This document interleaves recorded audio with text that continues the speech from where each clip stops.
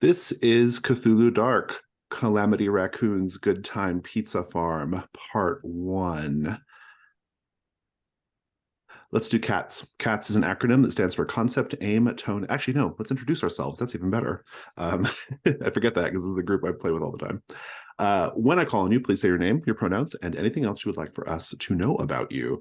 I will start. My name is Jason. I use he, him, and I am the creator of the Calamity Raccoon's Good Time Pizza Farm setting.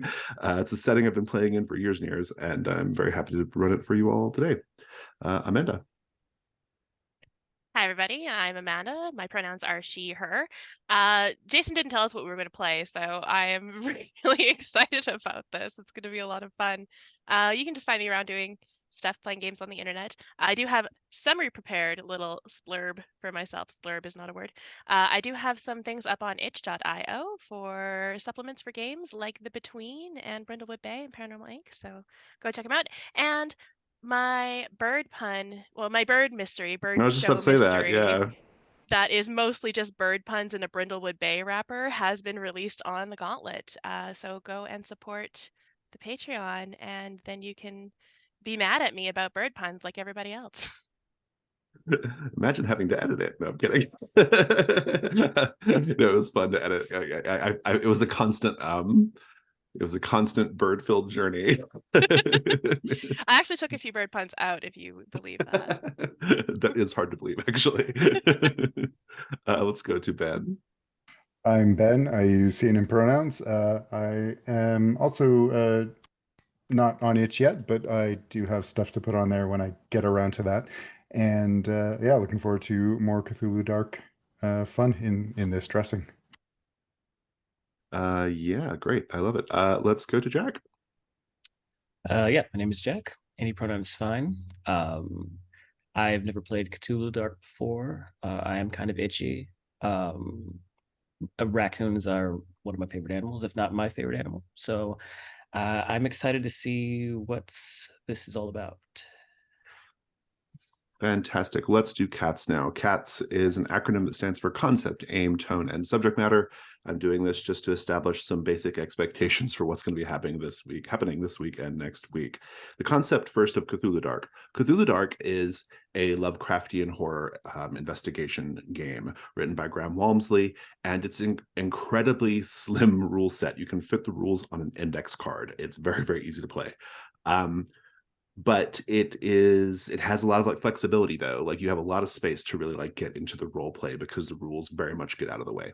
It focuses on just the really like key things you want in a really good Lovecraftian horror story, and it's a snap to learn, so we'll be learning it as we play today for those who've never played. And then Calamities is actually a setting that I have run in different games and published for different games over the years. It is about, at a high level, it's about a Chuck E. Cheese's style restaurant that is going out of business, and you all play a group of people who have paid a very large sum of money to stay overnight on the last night of its operation. It's going to be closed the next morning. And so that is the basic deal. This particular mystery is probably a little more urban legend horror than Lovecraftian horror, but Cthulhu Dark still works great for it. The aim of today, we're going to make characters. It's a very fast process, and then we'll introduce them, and then we'll start playing. We'll do a debrief at the end, and then next week we'll pick up to conclude. So the aim of the characters is a little different. So they are all there for a really particular reason, which we'll discuss later. And they're kind of trying to like sort of work out their issues or figure out what to solve their own little personal mystery of why they're there at the restaurant that night. But really what they're trying to do is just survive the night. This is, I know the three of you are familiar with the mystery games I've written, and I'll say that this is a little different in that you are not going to be coming up with like a theory of the case at the end. You're just trying to basically survive. That's ultimately what's going on. You may have to face a great horror at the end, and if you do, you you will be shattered or dead by the end. There's no surviving it. So that's the goal. The goal is to face it and then be done for. So or at least have a really interesting epilogue at the end, right? Whatever that looks like for you. The tone of the game, this particular game is usually pretty dark, as you might imagine, given the name. This mystery has some much more like kitsch elements to it and urban legend elements. You don't have to know a lot about Chuck E. Cheese style restaurants. I don't think they even have those in Canada, for example. We do. Oh, do you really? Oh yeah, okay. we do. Oh, Yeah. good. Okay, great. All right, that's good to know. But it helps. But nevertheless, I think just kind of keep in mind that this is a sort of like the tone is very much like nostalgia kitsch with like urban legend horror layered on top, and you'll be in good shape there. Subject matter wise, the biggest thing that is probably worth calling out here for Calamities is harm to children. That is the number one sort of thing that's going to be subject matter wise is going to come up. So beware of that. We will have 3 safety tools on the table. The first is the open door policy, which means you can leave for any reason. The second is the X card. If something makes you uncomfortable in an unfun way, you can just say X card or type it in the chat, and we will stop and make an adjustment. And then we'll also have roaming lines and veils. So lines are things that we do not want to have in the game.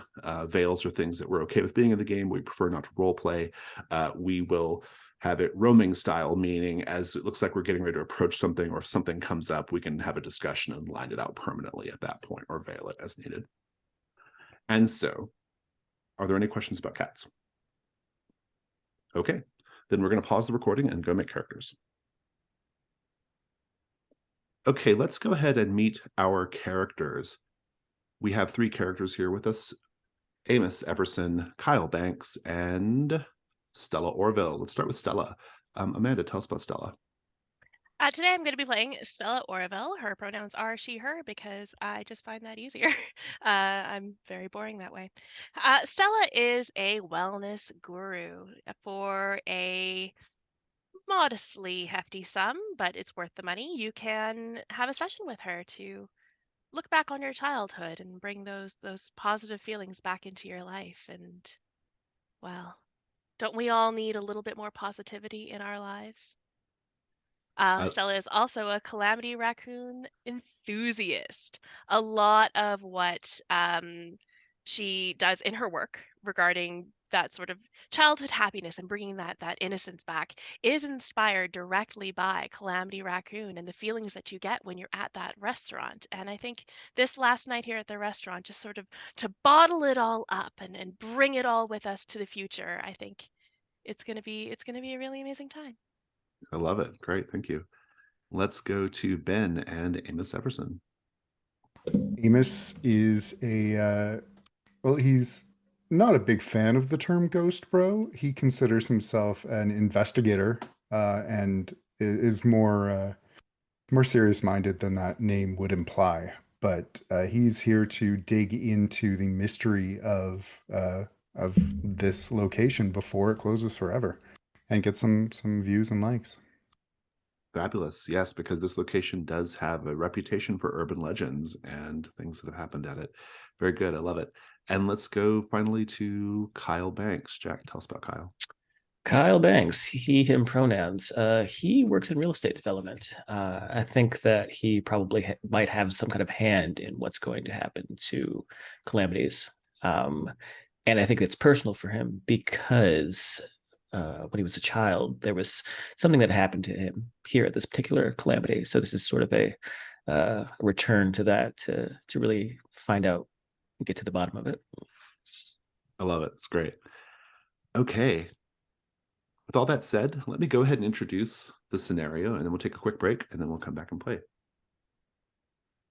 Calamity Raccoon's Good Time Pizza Farm in Hugo, Minnesota is closing its doors. The restaurant, the first in a chain, was originally opened in 1977. A group of Calamity's enthusiasts have paid to stay overnight in the restaurant to make pizza, play games, and reminisce about their history with the restaurant. The restaurant will be gutted and closed down for good the next morning. The restaurant has been the subject of numerous urban legends over the years, the most famous being those swirling around the now boarded up fun hole tunnels that are beneath the main Calamities stage, as well as connections, well, alleged connections, to Hugo, Minnesota's disproportionately high number of missing children cases. Lots of kids go missing in Hugo. The three of you have paid a lot of money for this night, collectively $50,000 to stay overnight, to play games, to have just the run of the restaurant. You have a corporate minder from Calamity's corporate who will be with you in the night, but otherwise, you're all meeting each other for the first time. You've sort of collectively bid for this. You're meeting in person for the first time, and yeah, I think we're gonna have a great time. Let's go ahead and take a quick break, like 3 minutes, just to get some water, and we'll come back and start. We are back. It is a Sunday night. The restaurant closes early anyway on Sundays.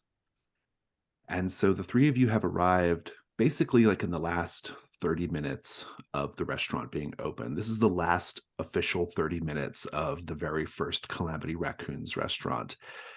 There are some families still there playing, games, and you can hear the animatronics on the stage singing happy birthday to some kid. And there are cast members, that's what we call the employees at Calamities. There are cast members going back and forth with their little checkered shirts and blue aprons. And it's clearly kind of an emotional time. You can tell a lot of the employees are kind of like, oh, this is it. It's the last night at Calamities, right? Everyone's sort of, just taking all that in. And when you first walk into the restaurant, to your left, there's a little greeter stand where if you have kids, they stamp their hands to make sure that they don't get kidnapped, right? That they match up with the people they came in with. And you also pay to get in. And yeah, but not the three of you. You have paid to get in, but you're not paying right now to get in. And we'll see the three of you there just sort of like kind of waiting for the restaurant to be turned over to you, to be met by this individual from Calamity's corporate. His name is Scott. And we have a map here of Calamities, and I'm going to go ahead and share that for folks just to kind of see what's going on here. Let me try the screen sharing. I've never done it, so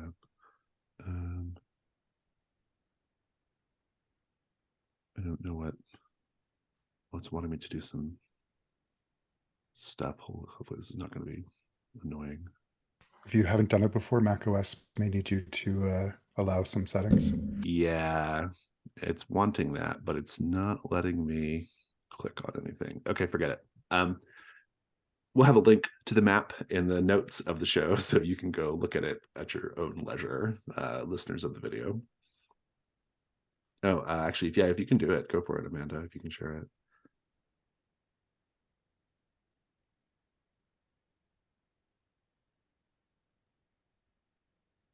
Host has disabled participant screen sharing. I don't know Thanks, how this Jason. works. All right. We'll just go through it. I'll just describe it really well. So I think as you're sort of waiting around, you can be walking around the restaurant. And in the doing of that, we're going to be taking a little tour of the restaurant as well. So as you sort of come up from the entrance, to the left is the ball pit area. There's a series of plastic tubes and a gigantic ball pit. And then there's also a sort of balcony area that looks down onto the main dining room area. On the right, you have games. In that right section, you have video games, you have air hockey, you have skee ball, you've got other things. You also have a merchandise counter, and that's also the cashier area where you go to pay for your food and stuff. And the merchandise counter is chock full of Calamities, things that you can get with tickets that you win at the games. Moving up ahead a little bit, there is a salad bar that sort of bisects the restaurant up there. And then in the upper left corner of the restaurant is the main dining room area of the restaurant. There are tables. The bathrooms are over there as well. But importantly, there's a gigantic stage where the Calamity's animatronic characters are performing. They sing Calamity's versions of popular pop songs, as well as happy birthday to the various kids having their birthday parties there. But of course, they don't sing actual happy birthday because that is copyrighted, and ASCAP will come after them if they do that. So they have to have their like Calamity's version of happy birthday, which they sing. I have added one thing that's not super obvious to the map there, which is the tech room. This is a room underneath the stage where the people who work on the animatronics and who fix the games and stuff have their little station. And then the upper right corner of the map is that's like back of the house. That is the kitchen. That is the office. That is the dressing room for the people who put on the Calamity's big head costume. As well as dry and cold storage. I'm going to give you all a scene together here as you're arriving and taking a look around, but I do want to know a two-part question as you're roaming around. Something here fills you with a great sense of nostalgia. Whether you're a Calamity's fan or not, there's something here that really takes you back. And there's something specific about this restaurant that gives you an uneasy feeling. I want to know what both of those things are. Think about it for a minute, and then whenever you're ready, go ahead and say.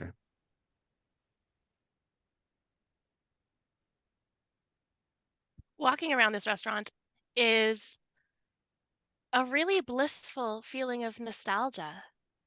You have that sort of recollection of childhood innocence when you breathe in the smell of the grease and the smell of sweat and sort of moldy costumes, but in a really nice way, that if you take in that really deep breath and you hold it in your heart for 10 seconds, you can feel a lot of your adult responsibilities just sort of wash away. There is a strange feeling of oppression, specifically from the ball pit area. I feel like if I were to get into that ball pit, I would be just smothered, suffocated. But, of course, if you just take a few minutes, relax, do some meditation, that's just an all-natural way to get those brain endorphins going, all of that uneasy feeling will just disappear. Thank you, Calamity Raccoon. I love it. Or Kyle, coming up to the runner, the carpet, even though it's red on the map, I think the carpet itself is sort of this stylized solar system galactic theme. And looking at it, he remembers looking at it as a kid, and the dreams of escaping Hugo and going beyond, maybe even to the moon. You know, as a kid, you often think that you're able to go that far. You can just become an astronaut. It doesn't take, years of college and training. But as a kid, you don't know that. He doesn't know that, or didn't know that. And so he would often find himself just getting lost in the patterns of this carpet. There's a moment, though, where he can hear a pop song that's being played by the band on the stage. I assume it's probably like not a very current pop song, probably a few years old. We'll say Born This Way. I don't know. But as at this distance, he can almost hear the grinding of the gears of these animatronic animals. And he looks up and he's transfixed by the performance. But then there's a moment where the leader of the band, a raccoon, whipped its head around and one of the eyes is missing.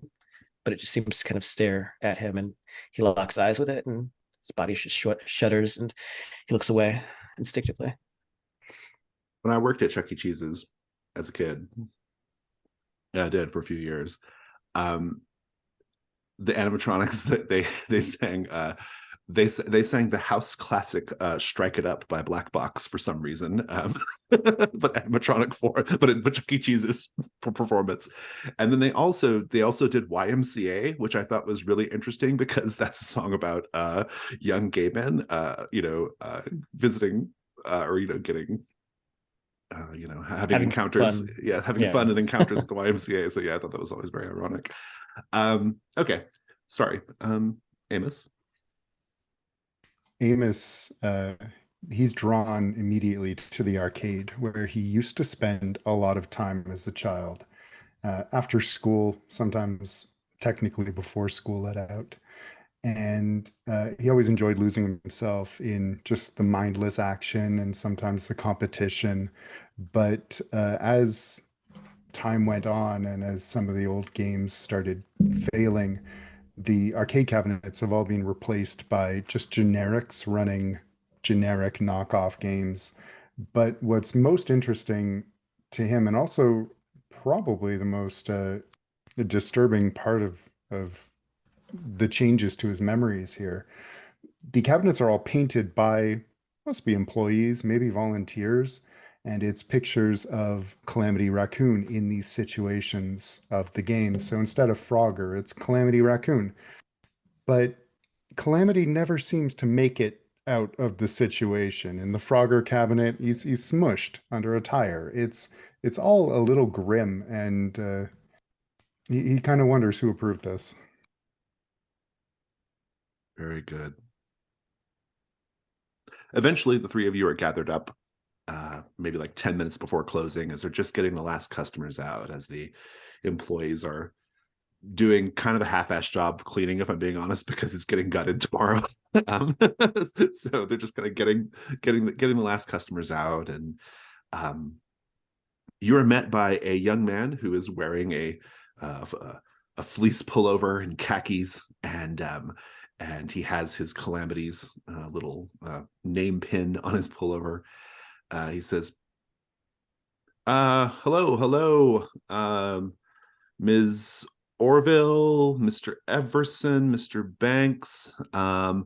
My name is Scott Hoheneater. I'm from Calamities Corporate, and I'm here to spend the night with you. I have some sleeping bags, and I've got, and he kind of holds up some keys. I've got the keys to the castle from the manager. Nothing is off limits. Maybe don't go through paperwork and stuff like that, but otherwise you can kind of do as you wish. We'll be making pizzas, playing games, and well, I get to sit back at the office and not think about how all of you paid the equivalent of 1 year of my salary to stay here for a single night. So that's just a little joke, little corporate humor for you there. And he kind of is leaning up against like the salad bar while he's saying all this to you. It's like, maybe let's maybe tell us something about ourselves. Let's get to know each other. Little corporate bonding exercise, huh? I'd Oh, rather I not. do love an icebreaker. Oh, okay. Well, having gotten two different messages, he says, Yeah, so I guess the trust fall is in, out. preferably out. I don't mind a little bit of an introductions though. Great. So Mr. Banks, and he's kind of got like a little piece of paper, says you're actually from Hugo. Yes, I actually returned relatively recently. I spent some time in Chicago doing some real estate development there. Some family got ill though, and I decided to move back to be closer to them. Wait, Banks, are you connected to what's going to happen to this place afterwards? Yeah. I figure, might as well take a tour of the place. It's the place I grew up in, and watch Okay, it burn if it needs to. great. Okay, great. Okay, and Mr. Everson, it says here that you are a YouTube personality. Yes, and Kyle's going to reach into his pocket and pull out a small wallet and hand his card to the rep and say, yeah, I make films on YouTube and stream occasionally on Twitch. I'm hoping to to break into Nebula soon. It's good. He's like, great, terrific. What's your show about? Oh, well, Everson Investigations. We investigate the weird, the spooky, the occasionally possibly paranormal. Usually in a mind of debunking, but sometimes we just like to revel in the mystery. Now, I have to tell you, per corporate instructions, I am not allowed to talk about a number of child disappearances that took place in the late 70s and early 80s at Calamity Raccoon's restaurant, as long as that's really clear. Not even if we cast you in shadow and disguise your voice? Oh. Think about that. Yeah, he's kind of, we'll think about that. And he's like, Ms. Orville, I know you. My mother, big fan of your products. She got this jade egg in the mail. I don't really know what that's all about. You're not the first person I would think would want to come do something like this. Oh, quite the opposite, my dear. It's Scott, right? Yes, ma'am. Scott, that's right. Well, just call me Stella. I think it's really important when you're meeting people for the first time to establish that little bit of, Stella. yes, I do get that sometimes. It's amazing how so many people just know that one thing. But that's okay. We'll establish this first name basis intimacy to get off on the right foot. I believe that Amos and Kyle, I'm sure you'll agree with me. I am also a little bit of a online personality. Stella's gonna pull a card out of her wallet. It is bright pink and it is scented. It smells like patchouli and roses, which are both well known for their meditative properties. And yeah. He says, now I have to warn you. I have to just, well, not warn you. I have to just say, just so you know, we don't really have much in Calamities that would qualify as gluten-free or vegan, just so you're aware.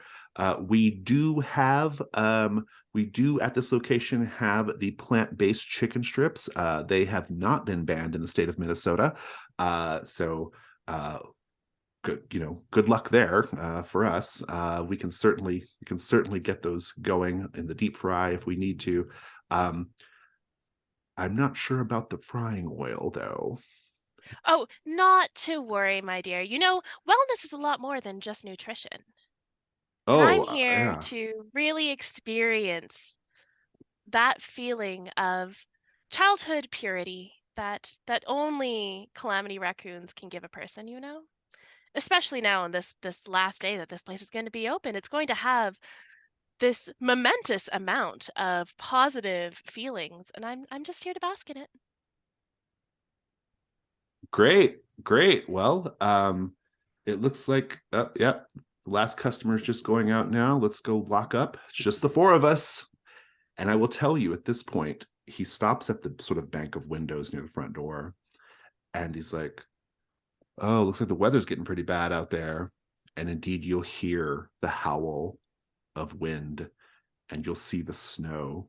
He's like, I think there's supposed to be a blizzard maybe even tonight. So we are going to be, well, it's a good thing you paid to stay all night, huh? As long as the heat stays on, right? And he kind of gets an uncomfortable look like, yeah, good point. I'll go check that. And he locks up and he just leaves the three of you there at the front while he goes back to the office.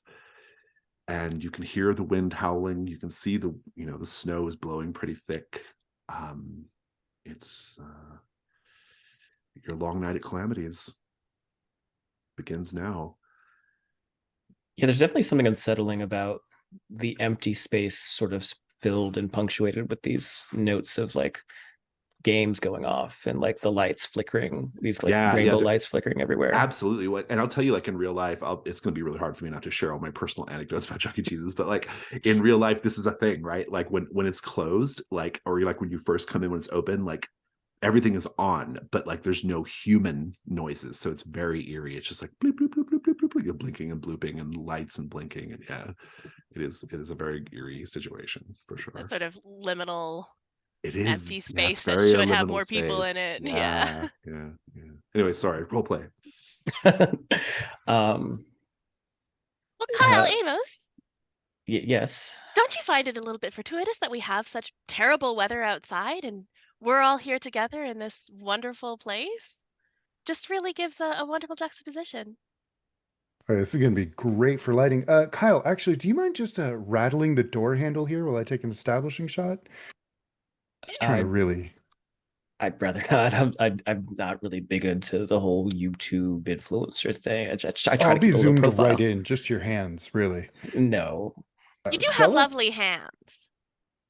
I appreciate it. Thank you so much. Again, I'm not interested, but You don't use a particular type of moisturizer, or? I use three, but a night cream and a hand cream. But that's not the point, though. Listen, I'll do it a little bit. Just don't get my hands. Again, I just kind of not into the whole streamer thing. And he'll Right. very hesitantly kind of start to like, not like shove on it, but just sort of slam on it with the least amount of energy possible. Oh, that's great. Thanks. Stella, do you want to give a try? Really, really give a good Oh, good haul on it. me? Of course. I mean, wow. And I think very dramatically reaches in to grab the handle, and like nobody uses doors like this. Really big up and down movement. Oh, you know, just the feeling of holding this door handle in my hand. It feels like I'm opening and closing the door to my childhood. What a sad thing that this place is going to close. Is it? And you see Kyle, he's already whipped out a bottle of hand sanitizer, squeezing it, rubbing it into his hands. Yeah, it's kind of funny that in our discussions when we were, pooling resources, that didn't come up, Kyle. Your involvement in the whole thing. Yeah. Funny. Well, again, low profile. Well, just so you know, if you have any reason to feel secretive about it, we are not out to announce you to the world. Just know that you're safe with us. This is a happy space for friends. Is it now? I have no secrets about my involvement here. It was not mentioned, and I didn't think it was worth mentioning. But I'm just here to see the place out before we eviscerate it. I think right now, before we really get started on our wonderful night together, I think we should all just hold each other's hands, I'd rather not. look into each other's eyes, and maybe say a few affirmations about what we're excited for tonight. Amos, will you join me? Actually, I was thinking about making this mostly just focused on me, but would you be interested in signing a release, and maybe we can make this a whole part of it? We'll see. We'll see. Yeah, okay, yeah, I have to sure. look after my name too, of course. Oh, There's a lot of people who rely on me for their well-being. yeah, right. Yeah, I think I've seen your Instagram. Sure, And my yeah. TikToks. Oh, yeah, I don't do that. Well, I can do the affirmations by myself. If you want to join in, you are absolutely welcome to. I am happy. I am content. I am back in a moment of childhood wonder. I'm capable of anything. Imagination is the limit. Thank you, Calamity Raccoon, for bringing this gift to us. I take it you're a fan. Are you both from Hugo, or? I lived here for a bit around 6th and 8th grade. Moved around a lot.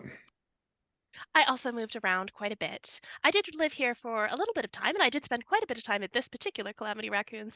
Nowadays, I spend my time in Northern California, breathing in the fresh air and tasting the wine. It's really quite lovely. Hey, folks. Scott's poking his head out the the kitchen or the back entrance, the back rooms. He says, "I've got the pizza oven fired up, so why don't we get back here and well, my little schedule that was given to me by corporate says that we're supposed to be making pizza right now." Right. Yeah. Yeah. Yeah. Let's get that going. See Lead how the way, the Scott. sausage gets made, so to speak. It's like, ha, ha, ha. And yeah, so if you go back to the kitchen, as you kind of enter the kitchen, you'll see that up ahead, like directly in front of you, is the dressing room of the people who dress up in the Calamities costumes, but also there's the office as well, which is kind of like in one corner. And then to your right, there is a dishwashing station. There's a whole pizza making island. There's the oven, and then the various storage rooms, cold and dry. Amos, you have an interest in urban legends in your job, and assuming you're somewhat good at your job, what urban legend is associated with the freezers at this Calamities?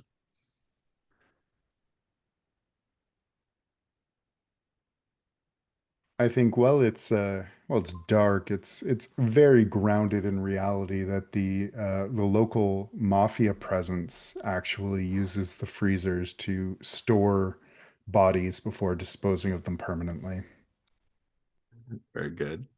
Scott says, so he's holding up like a big tub of ham and sausage, and he's like pulling them out of the cold freezer, right? He's pulling them out of the little like, refrigerator area. He says, who wants a meat lovers? Or well, we've got lots of different options here. All the pizza things you could want. I actually don't really like pizza much myself. I know it's ironic, but so just cheese for me. I'm kind of a plain guy. Scott, how long have you been working with the company here, Calamity? Oh, well, I actually was an assistant manager at a Calamities, not this one, but another Calamities, and I worked my way up, and now I am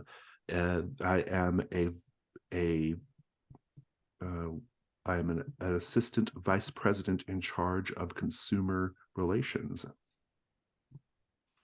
That's quite the title. It's a very long title, yes. He says, right. You just you take the dough, make it into a circular shape, put the sauce on. We gotta cut out the slice for Calamity. That's one of their gimmicks, is every pizza has a missing slice because Calamities took that one. And so he's like, I don't know if you take it out before or after. I'm not sure. I think it's probably just like maybe after, and maybe that's like what the cast members would eat. I don't know, but it's like, anyway. And he's sort of like, doesn't really seem like he knows what he's doing. Pizza's not going to get made if someone doesn't step in and help.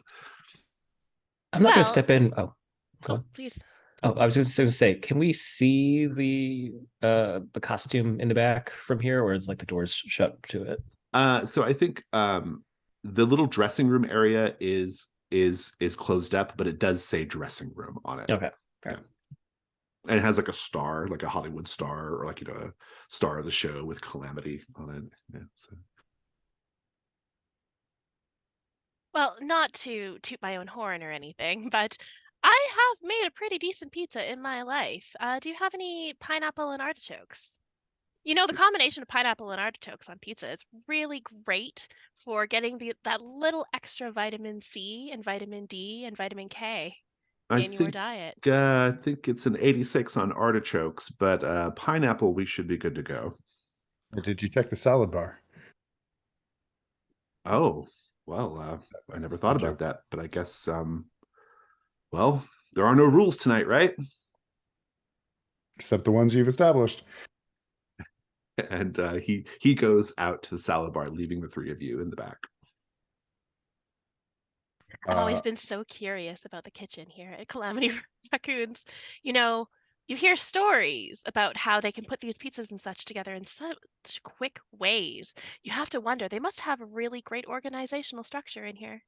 And Right. I'm going to start poking through the I cabinets. heard about in Kenosha that one of the franchised chains out there that, or I guess this is a part of the chain. One of the Calamities out there, they got caught using squirrel meat for sausage. I wonder if that's the case here. That's horrible. Who would do It's that to meat. a poor squirrel? It's meat. It's cheap. Yeah. Well, I don't see any labels saying squirrel on them, so hopefully we're okay. Do you guys remember way back when, for a really brief time, that Calamities had a special menu item? It was burritos. Gosh, that was a good time. I wish they'd bring that back. The Calamarito. Everyone remembers Oh that. God.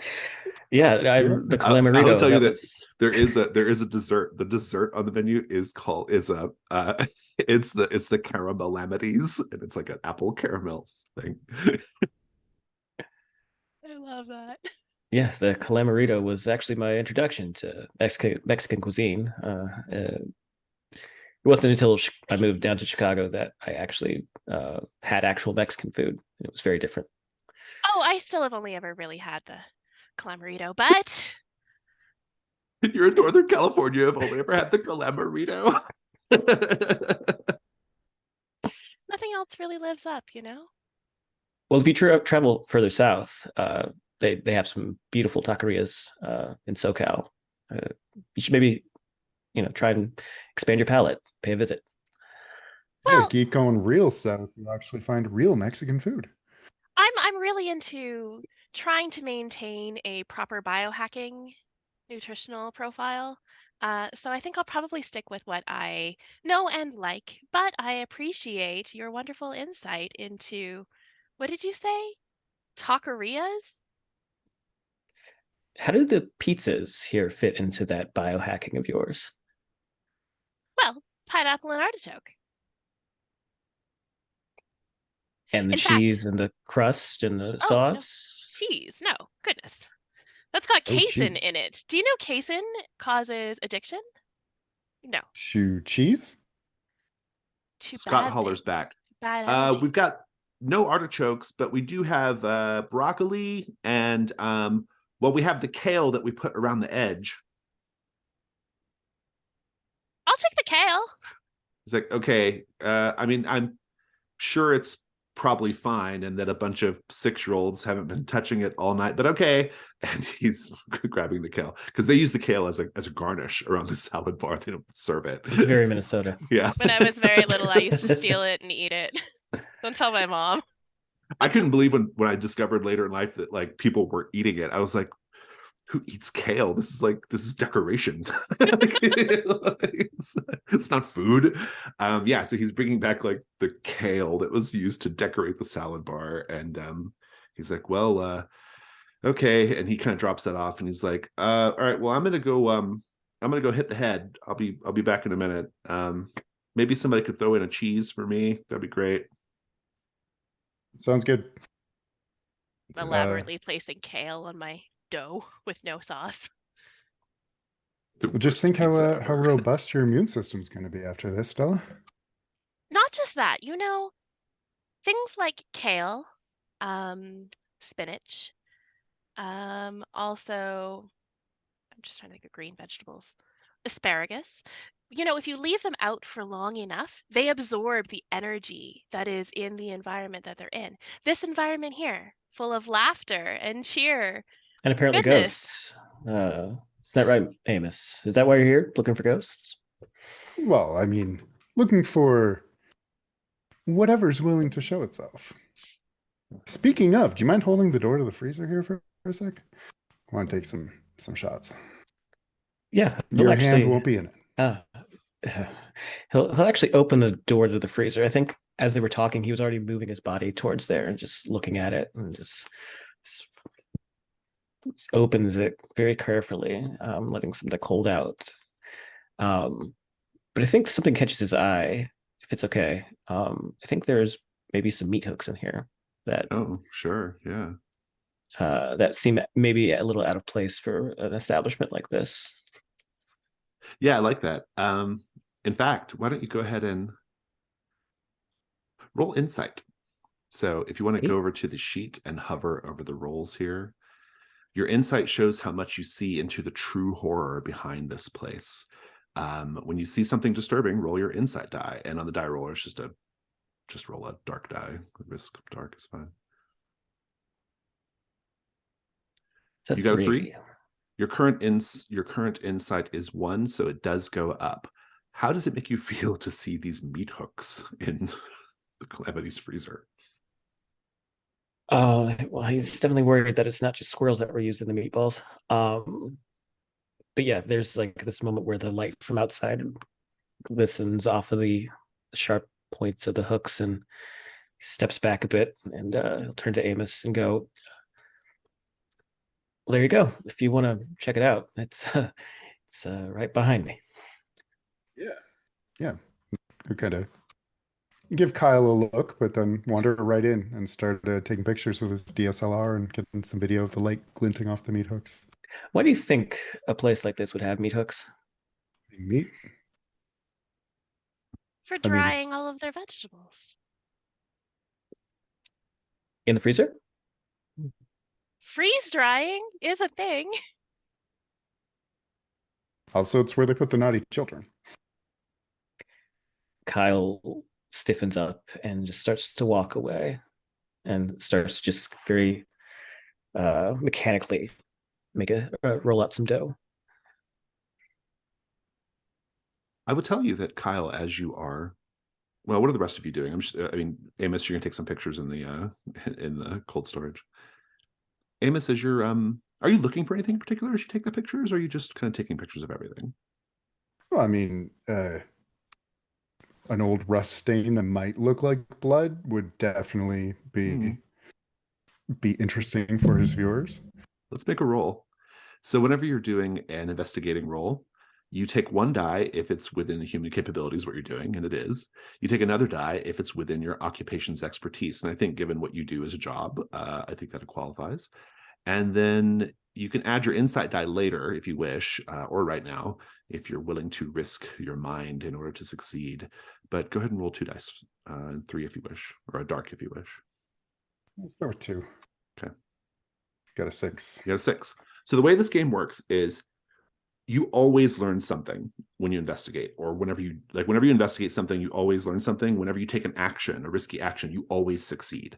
All that is being measured is the degree of success. So if you get a 1, you kind of just barely. If you get a 6, you do it beautifully, or you gain lots of information. There is a way to fail at an action. If another player or myself thinks it would be interesting for you to fail, we can roll against you. And that's sort of how it goes. But I think in this instance, no one is probably really, you're just taking some pictures. And you got a 6. You will see, as you're taking your snaps, on the interior door of the freezer and on some of the walls, there are scratches that definitely look like someone clawing at it, as if they were trapped in the freezer. Go ahead and roll insight. Because a 6 also means you learn something that triggers insight, like you learn something particularly supernatural or horrifying. That's a 5. Given the meat hooks, given it seems like someone was trapped in here, what are you thinking right now?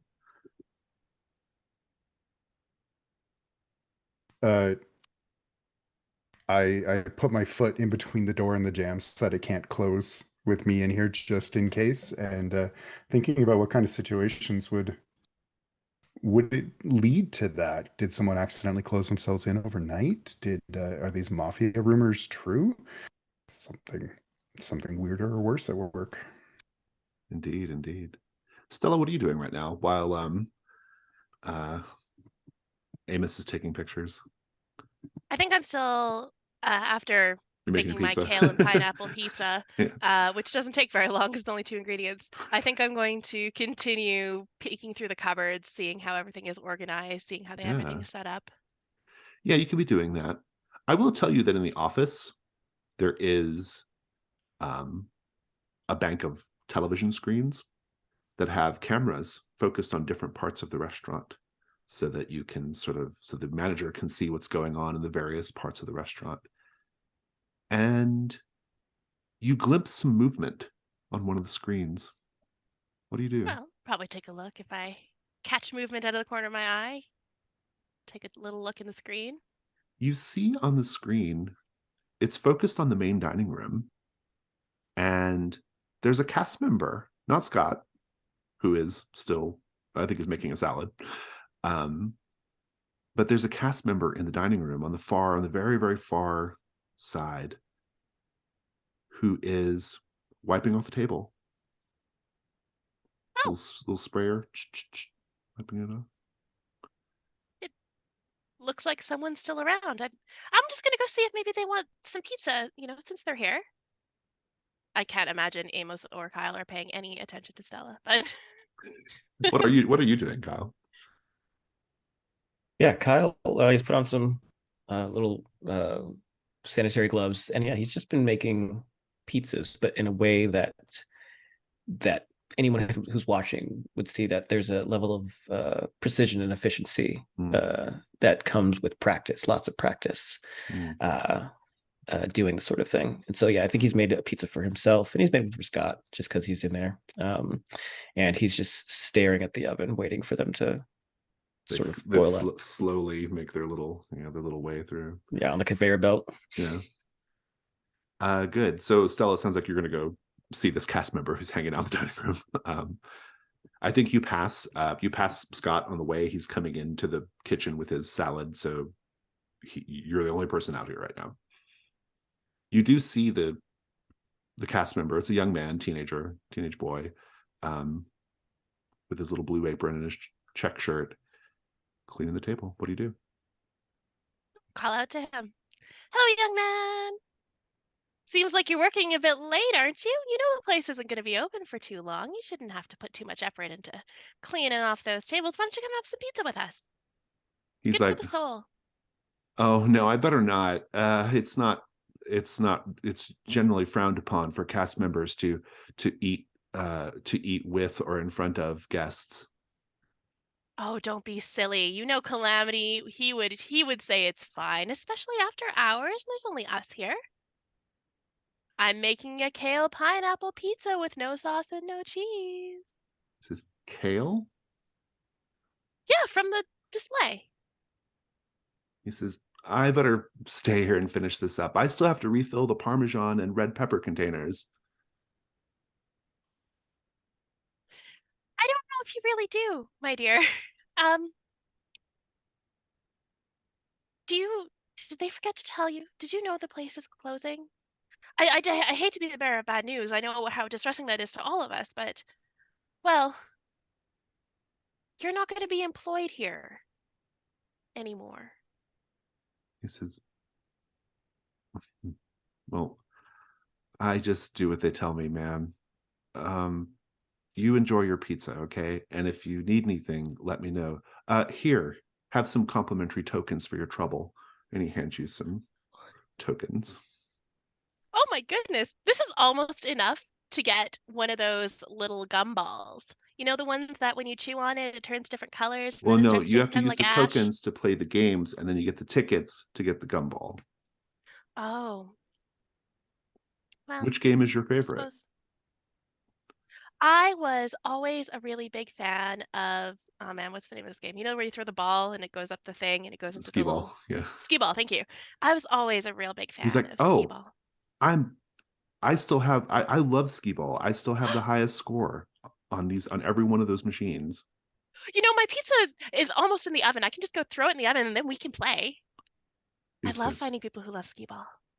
He says, all right, well, only if we play quickly. I have to get back to work. My name is Andy, by the way, Andy Ramos.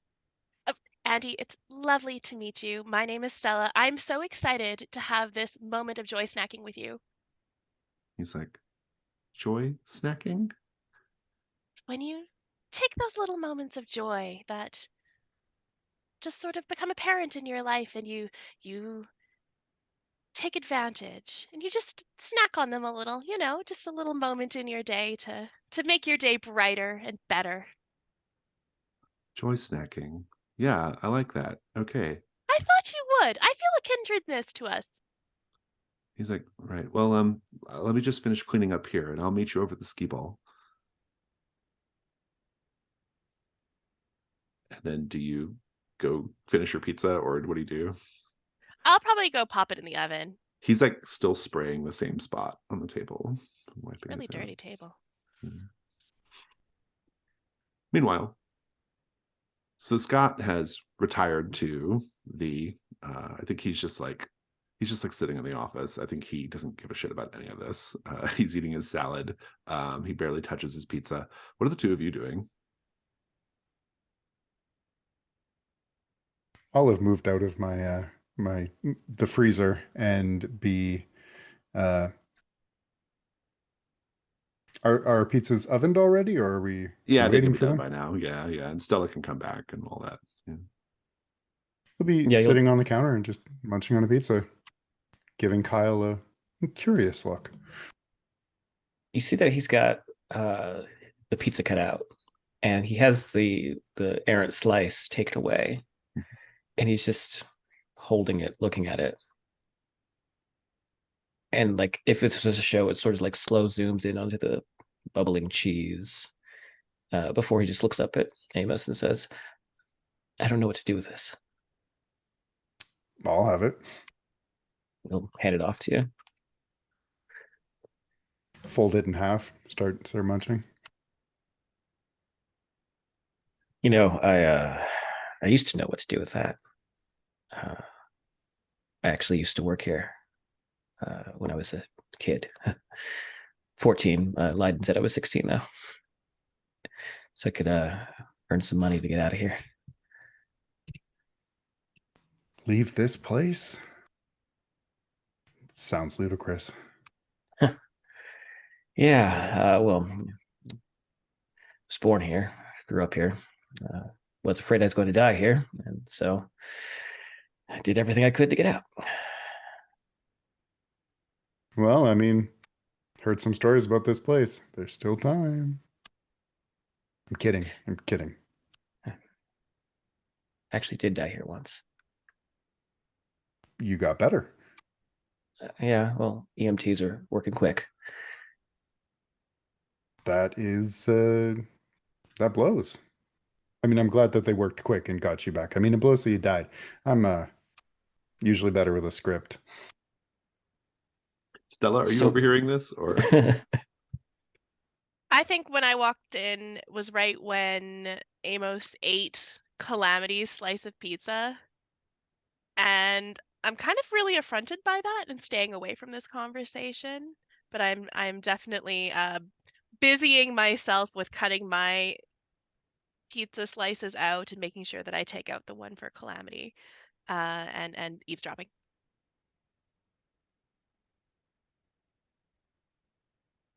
How's the kale bread? Oh, hi Amos, I didn't see you there. It's delicious. Of course, I'm just taking out my slice for Calamity. You have to keep out a slice for him, or else. Well, not or else, but or else. What Or we used to else. do is we used to take the slices and actually make a new pizza. We'd feed it to the guy who played Calamity. It's a nice little gesture at the end of the day. We used to do that too. You know what we should do? We should take our slices and put them on the stage so that when Calamity comes to get them, they're right there. That's creepy, That's Stella. an idea. It's just putting out into the world the goodness that you hope to get back.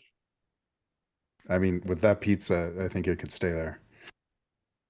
That would also require us to make multiple pizzas and then to cut multiple slices. Again, we're only here for the night. Well, I'm going to have one slice of my pizza and then I'll leave the rest for Calamity just to make up for it. I don't know how he feels about flatbread though, which is I think what this is. Maybe it's more the spirit of the thing. Very well. At this And point, hey, if he doesn't like it, the rats probably will. at this point, actually, let's just take a little quick break because a man had stepped away. So let's just take a quick 5 and we'll come back and continue.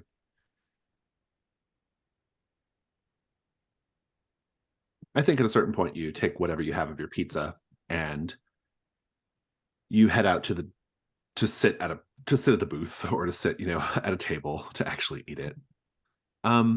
There's no sign of Andy Ramos anymore, Stella.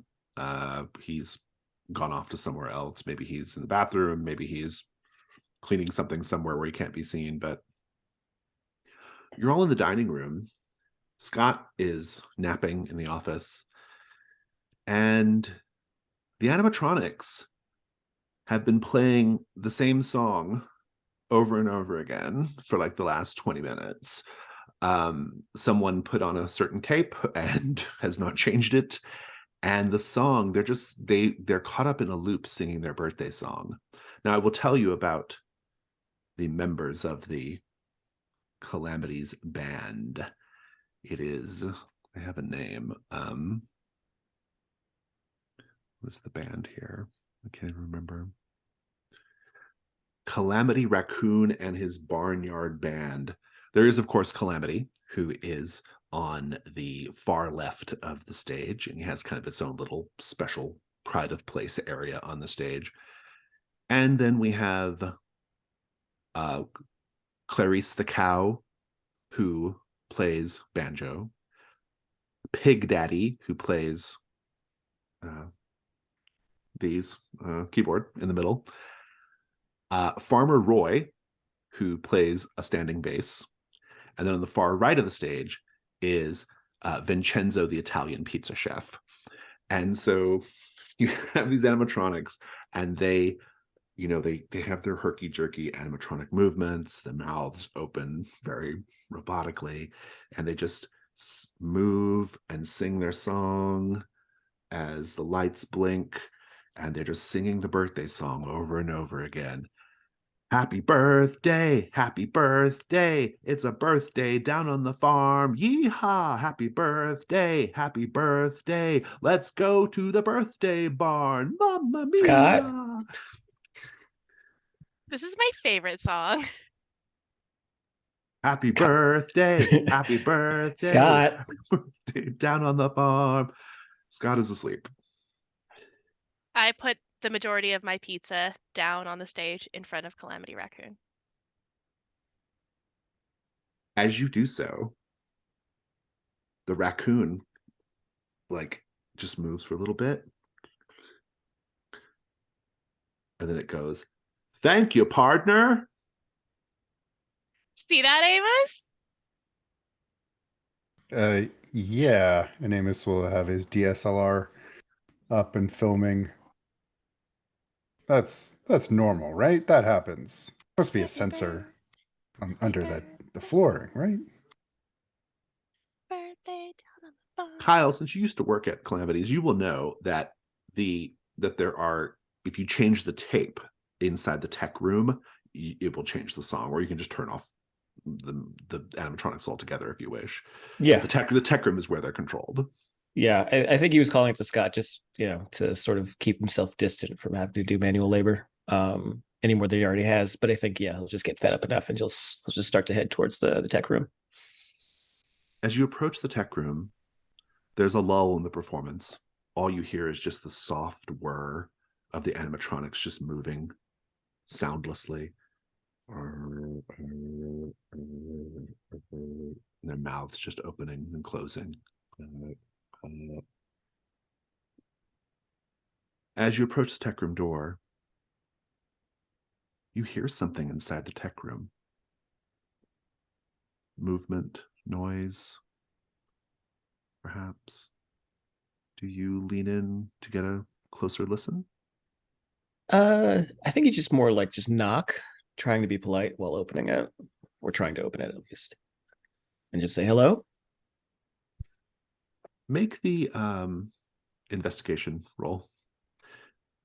Probably just one die. I don't think you can make a case for a real estate developer here. That's a 1. When you knock, you just hear on the other side.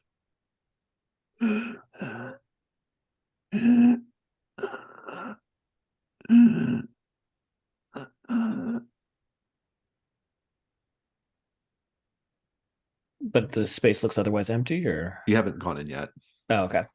Uh, yeah, he'll look around behind him, make sure that everyone's still where they're supposed to be, and he'll start to very cautiously head in, but he'll keep announcing himself. Hello. I hate to be a bother, but It's very dark inside. And this is underneath the stage. So the stage is kind of raised. And so this is kind of like a low ceilinged little space. On one wall, there's a bank of like kind of electronic controls. On another wall, there's like a workstation where like things can be repaired, like games and things. And there's tools and stuff hanging up. And there's just a single light over the workstation and the very, very dim LEDs on the big electronic controls for the stage. And then in one corner where it's very dark, that's where you hear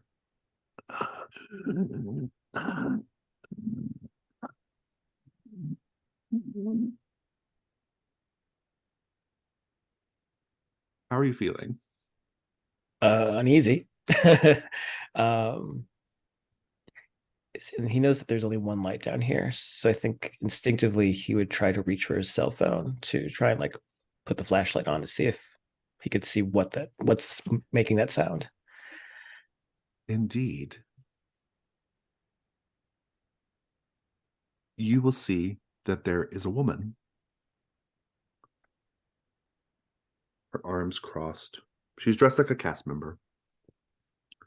She's older, paunchy, and she's asleep in a chair.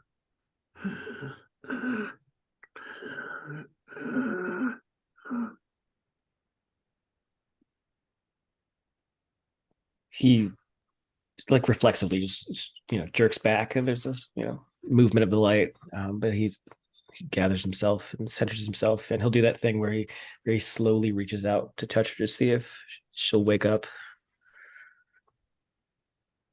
And she's muttering in her sleep.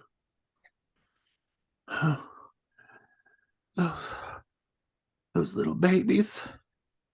Those little babies. What are we going to do about all them little babies? Ma'am. Oh. Hi. I'm sorry. I'm sorry to wake you. Can we shut? Oh, it's no trouble at all. Who are you then? I'm one of the 3 people who are going to be staying the night here, who paid a lot of money to be here. Oh, all right then. Well, I'm Susan Lundquist. Hi, Susan. I'm the technician here at the restaurant. That's fantastic. You do a great job, Susan. If you could do us a favor though, and just turn off the band upstairs and the tape, the music, that would be superb. Oh, well, I can't do that now, can I? I think you can, can't you? No, we never turn them off. They don't like that. Who doesn't like that? Well, the Barnyard Band, of course. Would you want somebody just to come in and flip your switch like that? I don't know. I don't have a switch. Listen, it's the last night here. Please, we're just trying to have a good time here. How about we just put on a different song then? And she turns around. She's going through her tapes. She's like, we got lots of good stuff here. Got a Celebration by Kool and the Gang. That's a good one. We used to play that one a lot back in the early 80s. I've been here since the early 80s, And she's going through. Oh yeah. I don't remember you. She's like, oh, I thought you looked kind of familiar then, actually. Sure.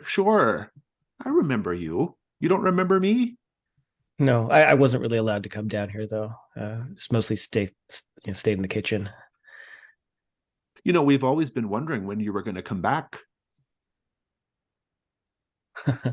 Um, well, wonder no more. I have returned.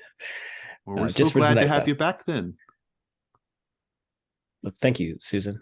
Hey, just if you don't mind, just changing the tape. Are you going to be here all night, or?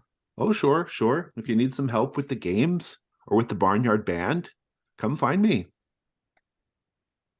Well, it's good to see you again, Susan. It's Thank really you. good to see you too, Kyle. We're so happy you're back.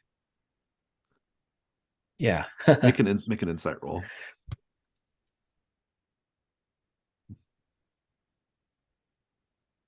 It's a 3. You are going up 1. How is this making you feel? You are getting pulled in deeper and deeper to whatever the Calamity's mystery is. Yeah, I think the lighting is doing a lot of work here. And he doesn't remember this woman at all. And I think that maybe she's even a little bit like unkempt, maybe a little unwashed. Looks like maybe she lives down here to some degree. Her cast member uniform is the kind that you used to wear back in the day. It's not up to Yeah, date. yeah, it's giving him flashbacks. And he'll look around though, and he there. You said that there's like a tool, like a tool table here or There something is, like yeah, that. yeah. I think on the way out, since he's feeling really uneasy, if there's like a screwdriver or a box cutter or something that he can lift, I think he would probably just try to pocket that as he's going out. Make you can do that. Nobody will stop you. But if you want to look around more, you can make an investigation roll. Sure, yeah, I'll do that. Go for it. Probably just a single die. 3. There's a binder on a shelf that has the little piece of paper taped on the binding or on the spine to say what it is, and it just says "little babies." Susan, do you mind if I take a look at that? She says, "Kyle, you can do whatever you want. You're home now." Thank you. And he'll just, while constantly looking at her and keeping the light on her, just pull out the binder and put it under his arm. New song, please, though. Thank you. He'll just scuttle out as quickly as can. Shortly thereafter, you hear the bow chicka bow, bow chicka bow, bow chicka bow, bow chicka bow, ba ba ba ba ba da da da, and then Mamma Mia! Celebration. Da, da, da. So the celebration is playing. And You can hear Stella yell out, "I love this song!" This is much better. Thanks, Kyle. Yeah. Yeah. well, you're all back now. The Barnyard Band is playing. What are you all doing? Maybe this is a good time to figure out specifically why you're all here. I mean, Stella, I think we have a somewhat understanding of what you're here to do, but Amos, tell us about this urban legend that you're here looking into. Well, obviously, there's all those rumors about the missing kids and the fact that all that this area has more missing children than it should statistically. And this could be a big break for his channel. He's kind of on the lower rung of the Ghost Bro kind of circle, and he's hoping to break it big. Maybe be seen as a legitimate filmmaker. Which particular missing kid case are you interested in? Oh, interesting. Think on it. And Kyle, you've already kind of intimated that you died at one point when you were working at Calamities. What happened there? I don't know, but I do remember waking up beside the ball pit and being told once I was fully conscious and back at the hospital that I'd apparently been dead for 3 minutes. My body was found in the ball pit. It appeared to have been asphyxiated, and they found in my throat, lodged in it, a mass of kind of grayish brown fur. The storm is kicking up pretty heavily at this point. The snow, there's a bank of windows, but in the front there's also like a sort of like glass door, or a door with like a sort of oval glass cutout that kind of goes into the restaurant and goes outside. And that doorway, the snow level is already like halfway up the glass. You are going to be trapped here for good, probably within the next 30 minutes or an hour. No getting out at all until someone comes and digs you out. Why would we want to leave? Kyle is looking at his phone, sort of just going through, seeing if there's like local plowmen. And then he'll start to call out to Scott. Scott. Scott is currently on his cell phone in the office talking to his girlfriend. And they're having some kind of argument. They're having some kind of like issue. He's very, very preoccupied with that. He does not have time right now. Scott. Hi, Scott. He's like, Mr. Banks, I'm really sorry, but I'm having a private conversation with my soon-to-be former girlfriend. That's maybe great. That's just not to what you're wait being just a paid minute. for, Scott. He's just like, wait a minute, just a minute, just 1 minute. And then he like goes into he like closes himself like up into the dressing room. He goes into the dressing room and closes the door behind him. Kyle, I can see that you are feeling a little bit anxious, maybe because of the storm, maybe because the music's really loud or all the lights. But I think what you need right now is something to really focus your energies on. Want to play skee ball? You know what? Fine. I was never very good at it, but what else do I have going on? I do have to warn you, I'm very good at skee ball. You see, my family, we would travel all over and we go to all the different Calamity Raccoons and we would play so much skee ball, like 3 or 4 times a week. So I got a lot of skee ball experience under my belt. You really like calamities. It's the best place in the world. Why? Not why is it the best place in the world? Well, maybe that too. Why do you love it so much? It's just a wonderful place.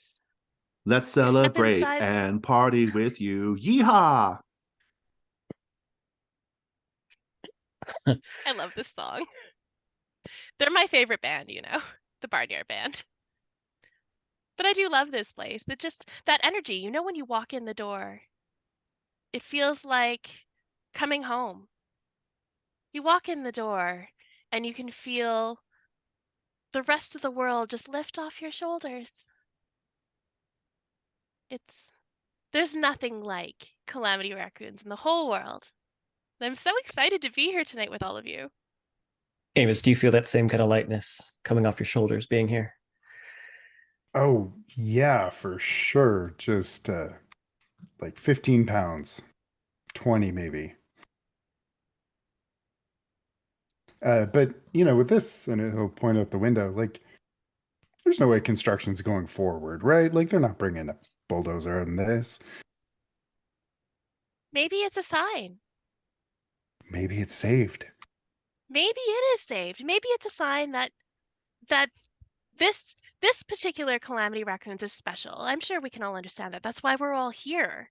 Maybe you two can go play skee ball while I look up to see if we can get someone to plow that out.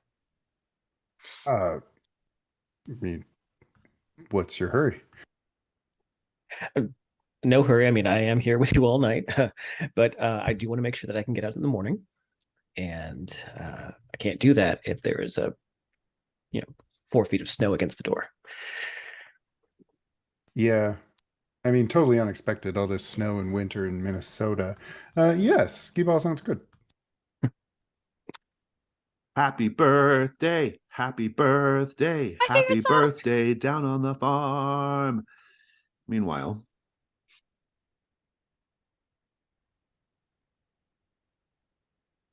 Amos, as you are playing skee ball, said you're playing skee ball, yes? Yep. You know, the balls clack, clack, clack, clack, clack, because they fall into the little, to the little dispenser thing. You get them, and skee-ball has a really particular feel to it, right? The wooden ball, the sort of you can almost like feel it like racing up the little ramp and then popping up into the ring. The red digital alarm clock numbers going up. The high score on all the machines with the initials AJR on them. Amos, there's someone in the snow. You can see, because there's a bank of windows that the skee-ball machines are pressed up against. There's someone clomping through the snow coming to the entrance of the restaurant. What do you do? I'll kind of elbow Stella and say, someone didn't get the memo that they're closed. Or do you think maybe car accident? That didn't occur to me. We should. That guy, Scott, he has the keys. Hello? Hello? Boom, boom, boom, boom, boom. Is there somebody in there? Yeah, We yeah, should hold try on. and let him in. Yeah, definitely, for sure. Yeah. It's too cold out there for someone. And the Calamity Raccoons is all about bringing people together. You can unlock the latch from the side you're on and let Oh, him okay. in. It's a pretty nondescript looking man. He's wearing a big, heavy, kind of like boost down coat, and boots. And he's kind of middle aged. He's like, oh, thanks. I had a bit of well, my car, I lost control of my car in the snow, and well, I need to get somebody to come haul it out. But can I use your phone? I mean, I don't. There must be a phone in the back, right? There's landlines in businesses still. He's It like, Are probably there? hasn't been connected. he's like, I tell you what. He's like, what are you all doing here right now? Filming a It's... documentary. Oh, No, I'm not doing that. Well, about calamities? yes. Oh, interesting. Well, it's quite the place. I used to come here as a kid. Did you know there's actually places that have been walled up over the years that you can't get into anymore? Oh, really? Oh yeah.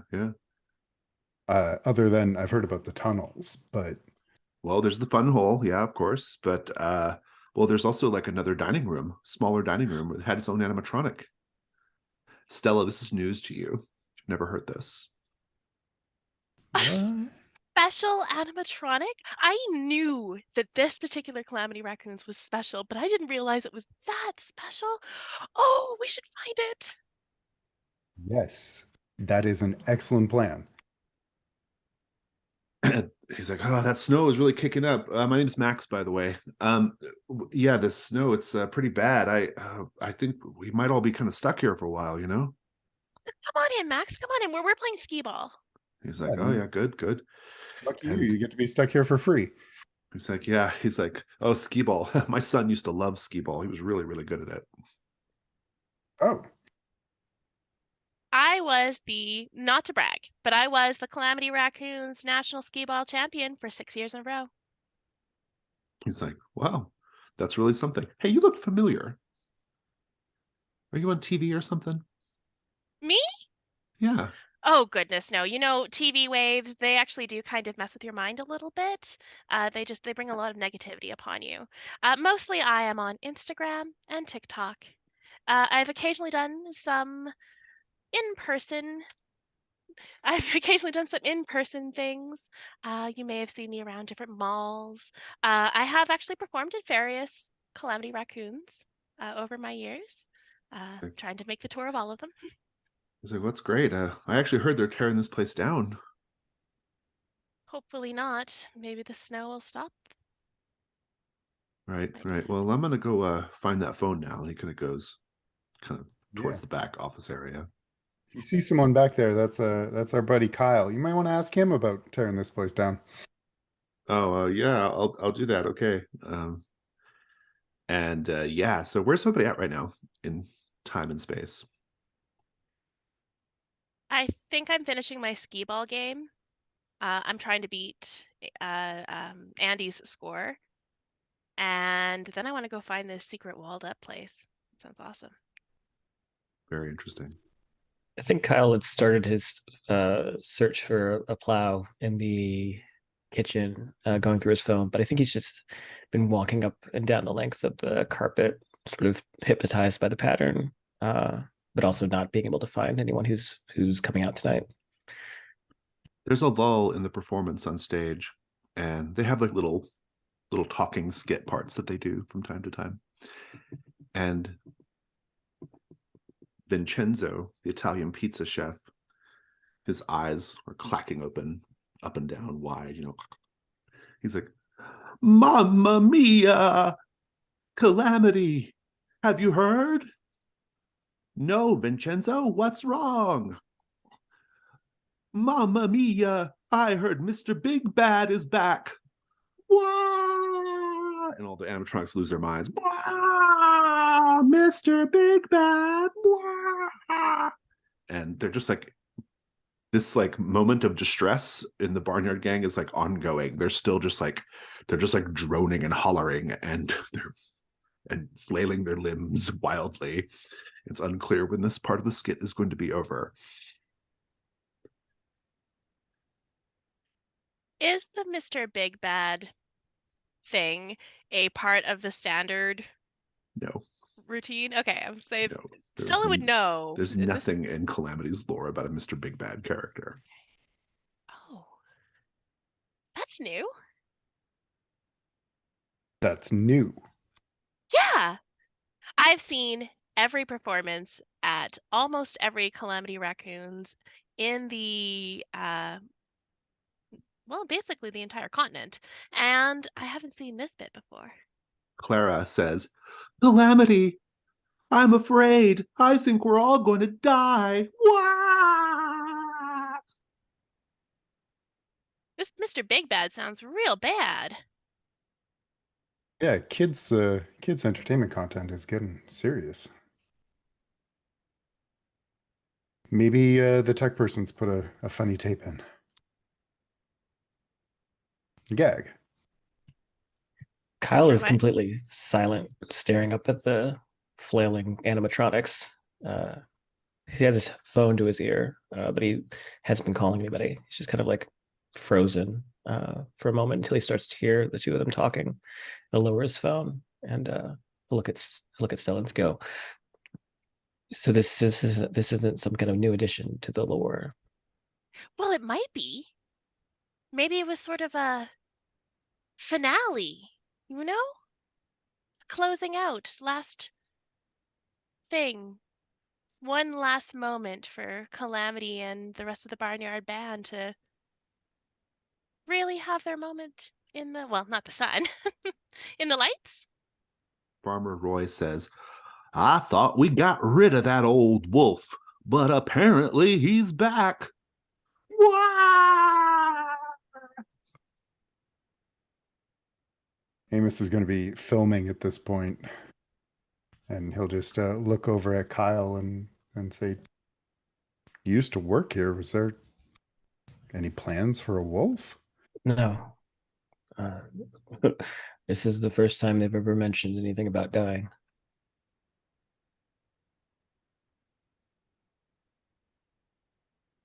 Well, let me take a little look through my pictures. And I'm Big going to Daddy pull out. says, Oink, oink, boys and girls. You better be careful out there. Mr. Big Bad likes to creep around. He likes to find you in the dark. And if he gets his paws on you, well. I'll just like instinctively push the binder that I've been carrying around into Amos's chest to just start to march towards the tech room.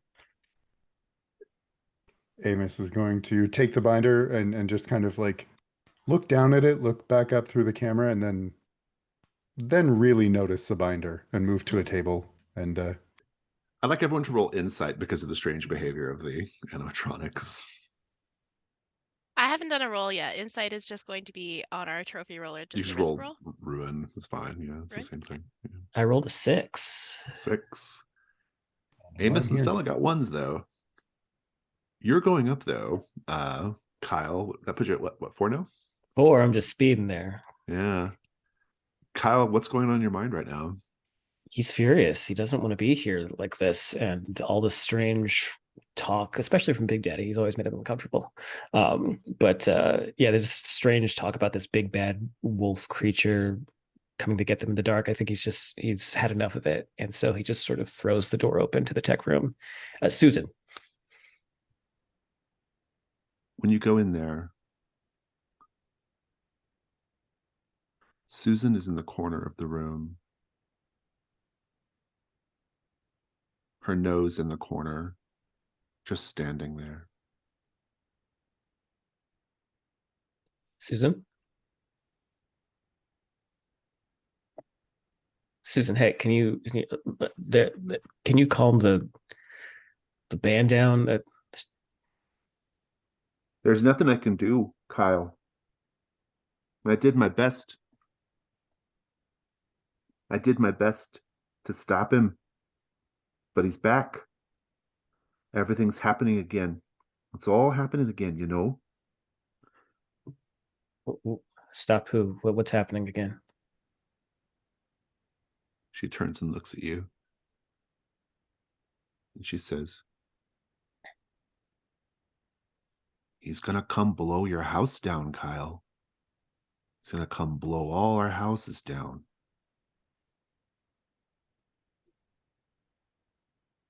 Who are you talking about? And she smiles. She says, we did our best. We tried to hide him, but it wasn't enough.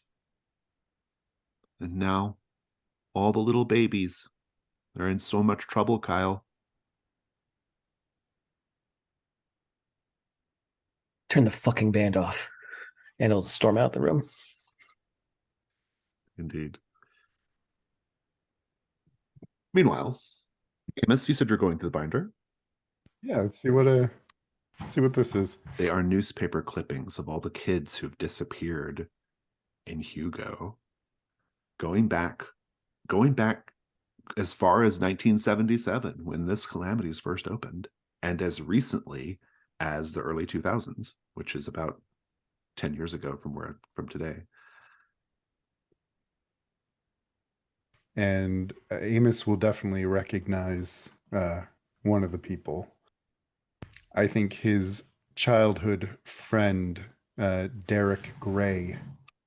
No, they weren't best friends. They weren't super duper close, but they were good buddies for the year that Amos was here before Derek disappeared. What do we know about Derek's disappearance? I think he walked home from school like most of the kids, and that day, Amos, Derek, and a few others were planning on going to Calamities to play at the arcade. And Derek just never showed up, which was weird because it's the same walk everyone else was taking. As soon as I think you find the article on Derek, the missing, the report and all this stuff, there's almost no mention of Calamities at all. It's definitely not a focus of the story. This probably would have been in like the 90s, I guess, the late 90s. Yeah. And you hear, Mamma mia!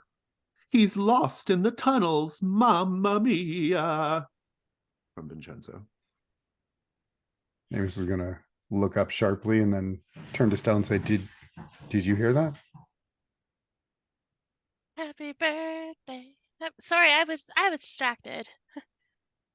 What did you just say? The chef. Did he just talk about the tunnels, or am I imagining things? The chef is just Vincenzo, moving. the Italian pizza chef? He's just doing his thing. Yeah. Right. Roll insight, Amos.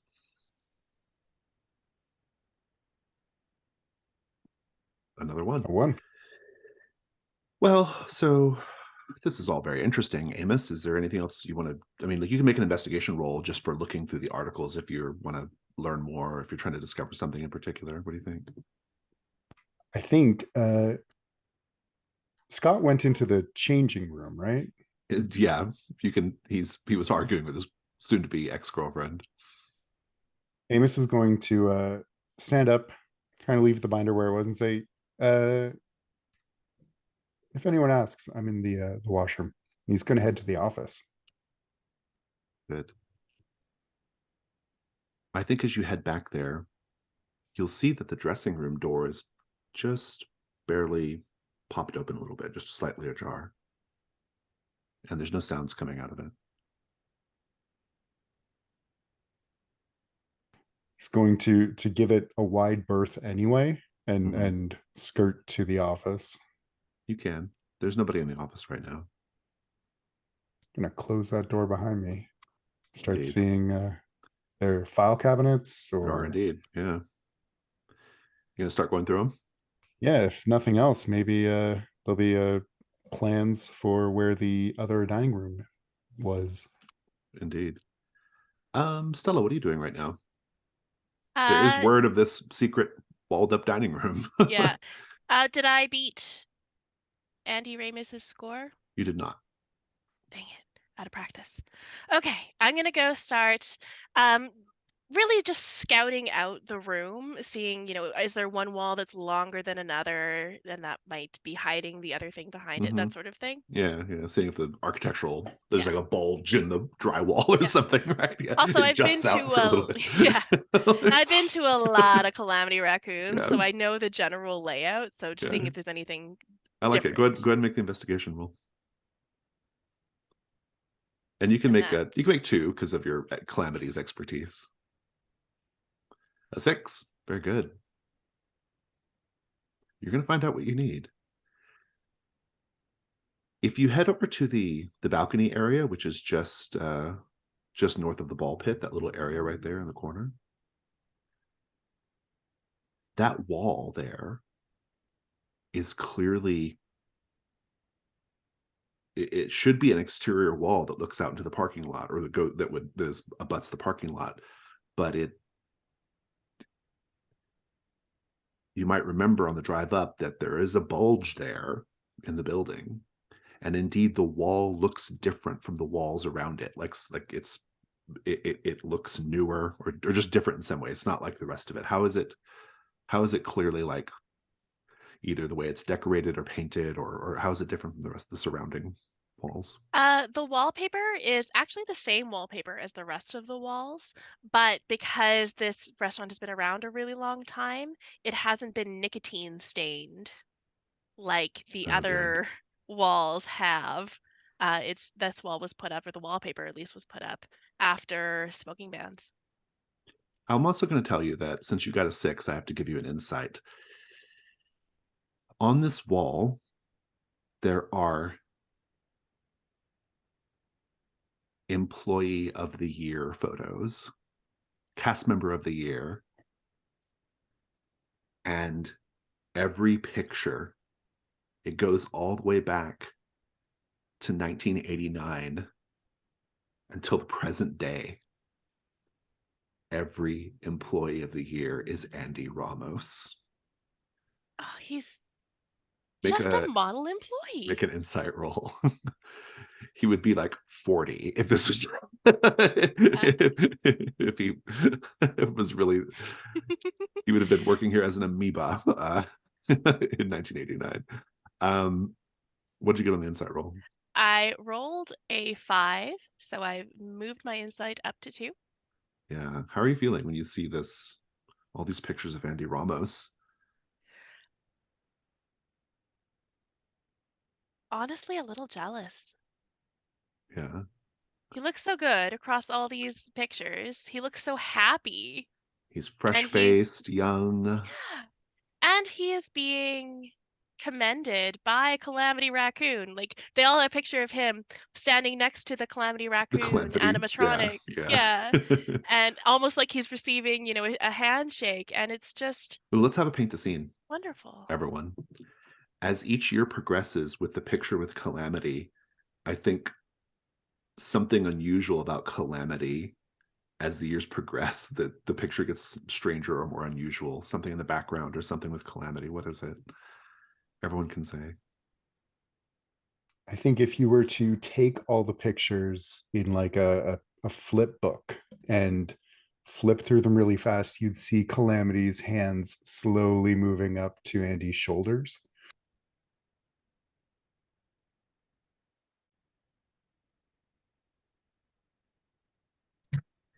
We've kind of established that the animatronic has a missing eye, and so we see the progression of like, uh, at one point he did have an eye, and then 3 later years he doesn't.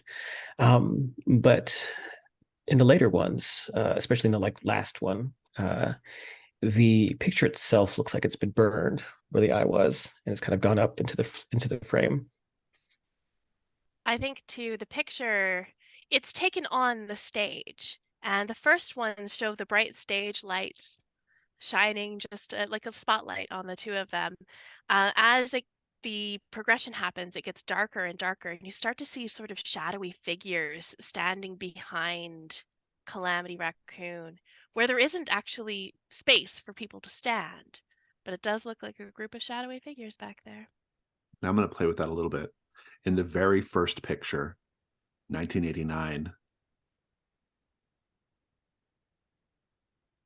there is another animatronic in the picture.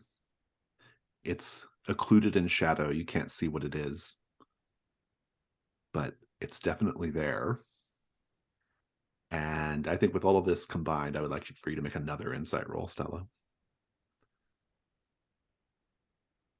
Okay. Got a 2, so you're okay for now. Let's take a quick 5-minute break and we'll come back and finish the session.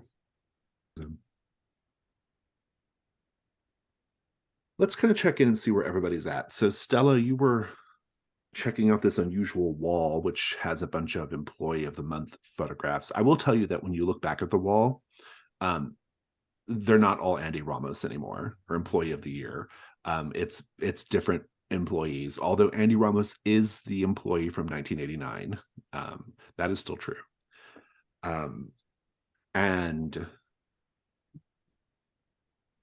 this older gentleman, Max, he is in the back making his phone call. We think Scott was in the dressing room, but maybe he's not anymore. We don't know where Scott is currently. And we have never found Andy, except for on that photograph, since Stella first encountered him. So Amos, where are you at right now? Amos has closed himself in the office to look That's through. right. Yeah. What's there. I think let's just have that moment where where you see Max is coming out having just used the phone in there. And in the light, in the bright fluorescent light of the kitchen, you can see that he's actually much older than you thought. His hair is like fully gray and his face is lined with wrinkles. He's probably in his like late 50s or 60s. And he says, well, nobody's willing to come out here tonight. So I think I might be stuck here with you. Yeah, well, you're in for a good time. We have lots of characters tonight. Yeah. So what's going on? Why are you all here to begin with? Are you like were you like doing something are you part of like the team that's going to tear this place down tomorrow, or what's that all about? Oh no, not me, but I'm here to shoot a documentary about this place and Oh, that's right. all the Yeah. mysteries. The mysteries, right? Yeah. Last chance, and figure this will add to the drama. Well, there's a lot of stories about this place, that's for sure. Everybody in Hugo Actually, has if a you have story any about to, calamities. You have any to share? I'd love to hear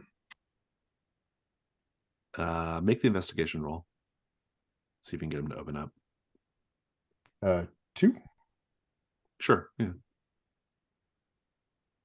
Especially if you pull out a release. A 2. I had 2, so both dice are 2s. He says, Yeah, well, I have a lot of stories from this place. My son used to actually work here a long time ago. Oh, it's got a lot of that going around. Kyle used to work here too. Oh yeah. Well, he I don't think he would have known my son. He seems a little too young. My son worked here probably a lot years before he would have. Well, stories, huh? Yeah, yeah, yeah. My kid still has the highest score on skee ball after all these years. Oh, AJR. Yep, that's him. Andy J. Ramos. Max Ramos. Good to meet you. I'm Amos. Amos, great. Well, yeah. So, what's he doing now, your son? Bigger and better things? Yeah, uh, and he's sort of he says, "Man, I'm starving. Do you think they'll care if I make a pizza?" Oh, go for it. Just make sure you leave a slice for Calamity. Right. Yeah. And he goes to make a pizza. Where are you right now, Kyle?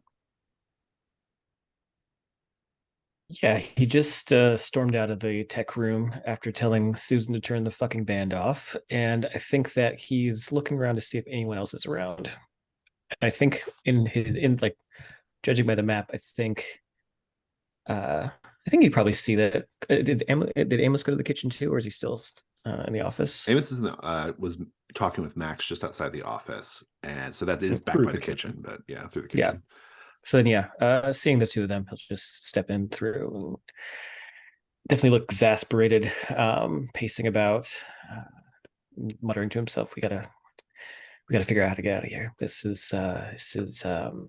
gotta get someone out here to get the snow out."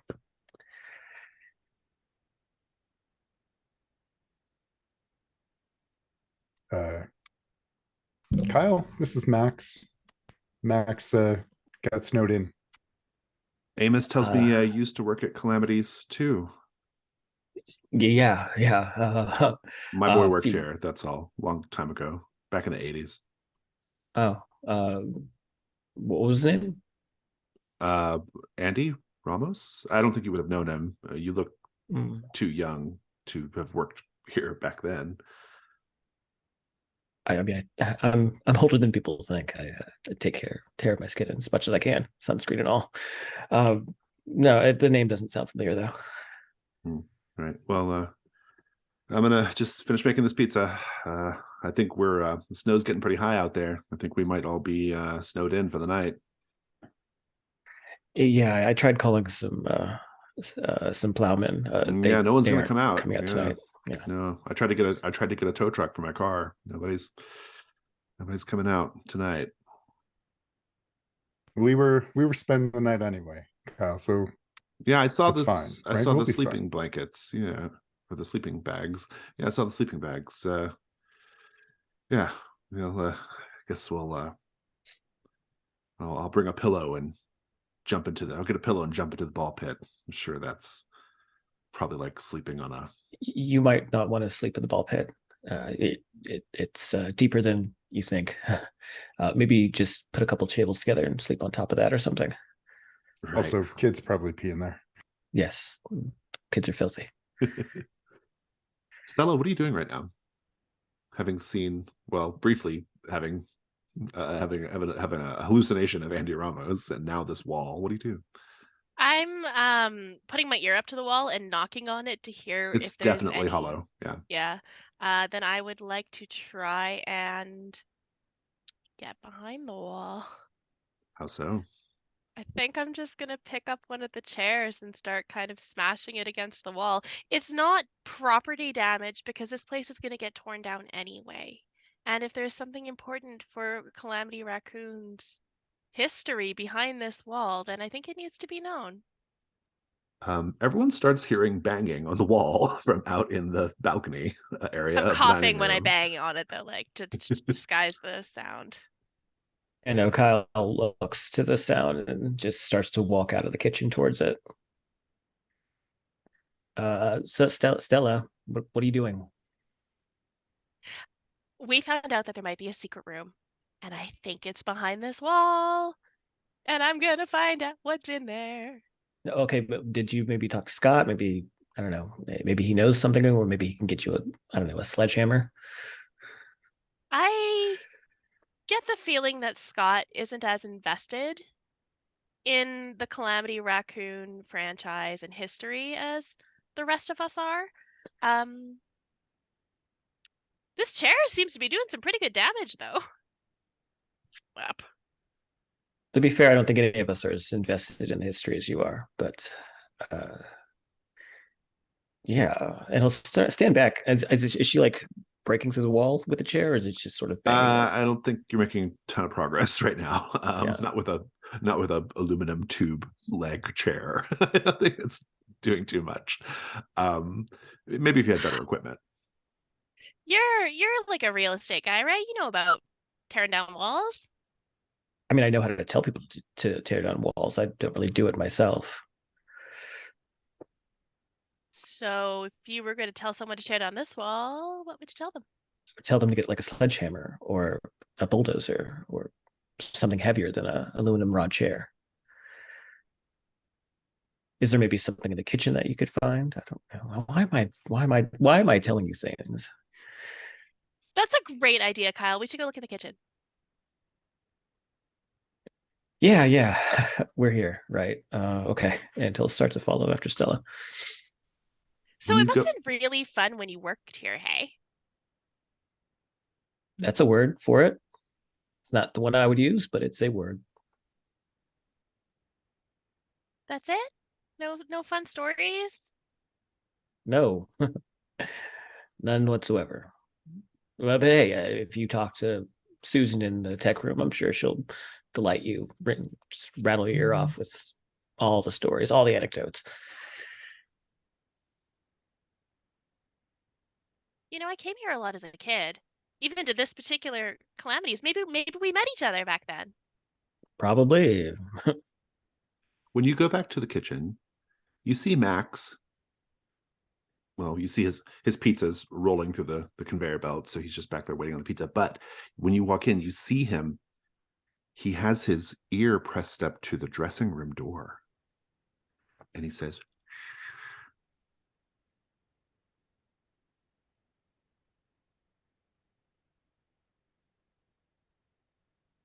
"Do you go What is listen?" it? He's like, "Listen, What are you listening to? there's someone in there." Kyle will just go up to the door. You hear Scott. "Yeah, you want to go down to the barn? What do you want to do in the barn once we get down there? You want to make a pizza? Do you want me to make a pizza on your body? What kind of toppings do you want on your pizza? Calamity's here to make you happy."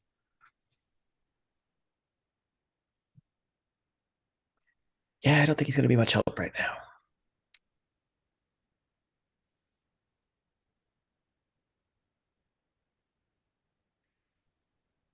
Amos, Amos, the door to the office will creak open a little, and he'll just say, "Yeah, I'll be right there."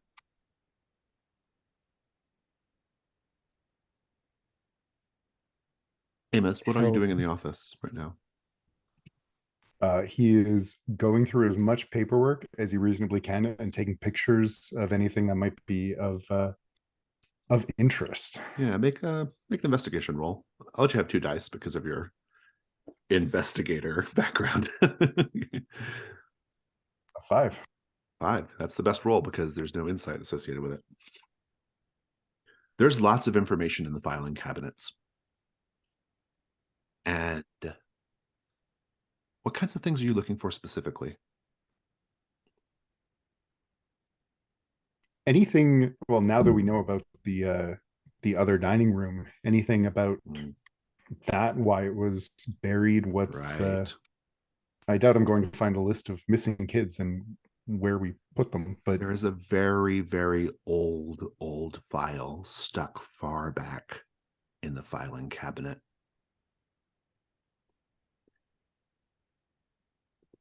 It details a story from the very first weeks of when Calamities opened back in 1977.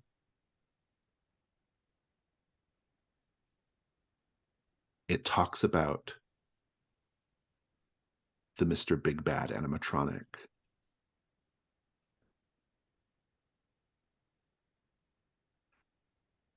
Lots of stories about the animatronic going missing at night. One customer says they saw the animatronic standing in their yard of their home, looking up into their child's bedroom window. Other people claim to have seen Mr. Big Bad in their dreams. Even the manager at the time, who was also the owner of the store at the time, even he talks about strange behavior from the Mr. Big Bad animatronic. And there's a note, even though a lot of this is just a bunch of hooey, we've decided to go ahead and close it up. And we're going to close off that part of the restaurant for now. And plans were being made to basically seal off that part of the restaurant. Not tear the animatronic out, not repurpose the room, but to close it up.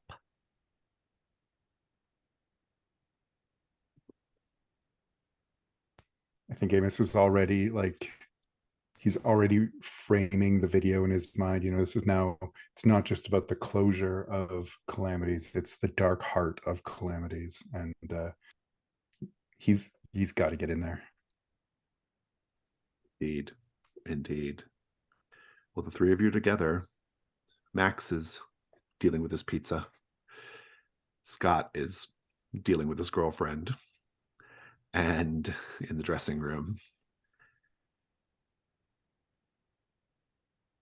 And there is the wall where we think the other dining room is. What do you all do? Amos. And Susan is in the tech room.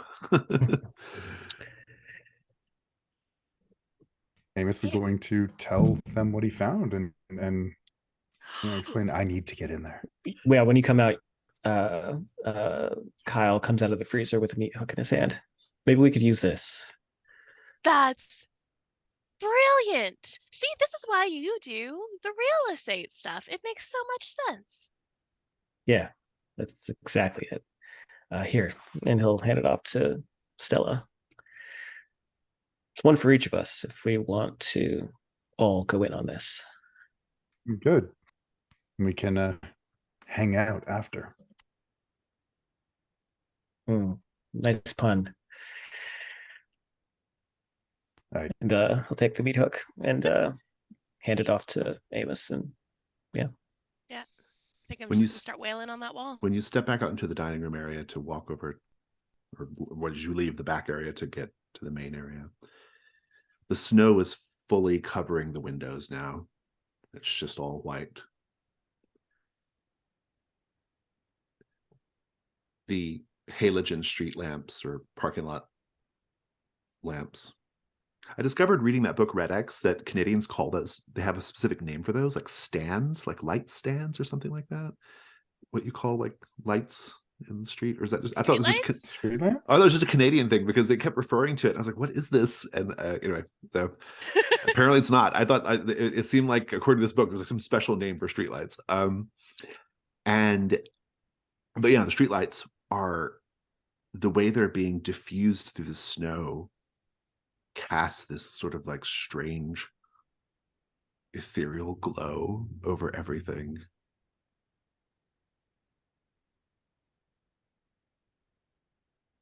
As you're walking in that direction, Kyle, you see Susan Lundquist standing in the door of the tech room.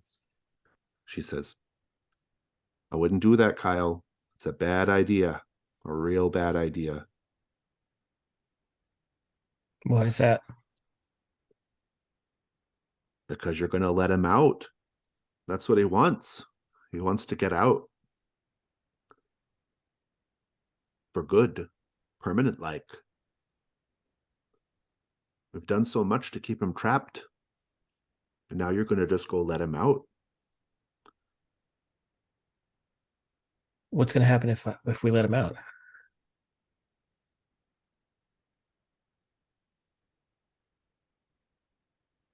At this point, the animatronics whirl up. Bum bum bum bum bum bum bum bum bum bum bum bum bum bum bum bum bum. I see a red door and I wanna paint it black. No colors anymore. I want them to turn black. And that's where we will end our session for today. Let's do stars and wishes.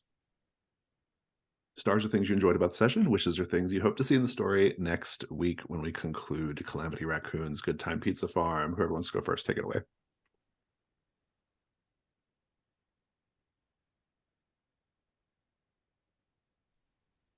Well, first of all, thank you for having me for this. I had no idea what to expect going in. I've never played the game, obviously, and I was, you hear Cthulhu and you expect, 1920s, tentacles and beaches or what have you. But yeah, this is a trip. I love it. I'm so obsessed with it. It's it's definitely one of those things that, like, how do you make this creepy? And this is how you do it. And the wish is to see how much creepier it could get. Individual stars.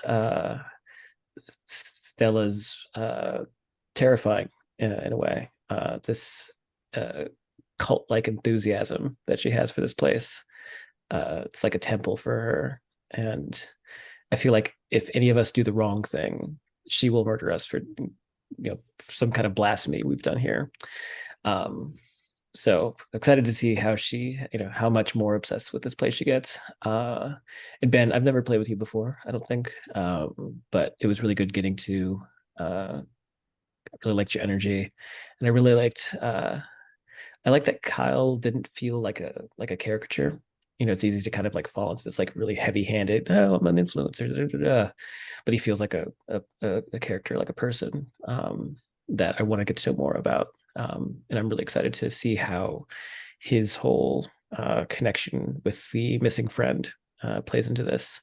And then Jason, yeah, like I said, this is a trip. Not what I expected at all, but really, really cool. Very great mood, very great atmosphere, very well done in building things up. And yeah, my wish is just to see where we end up.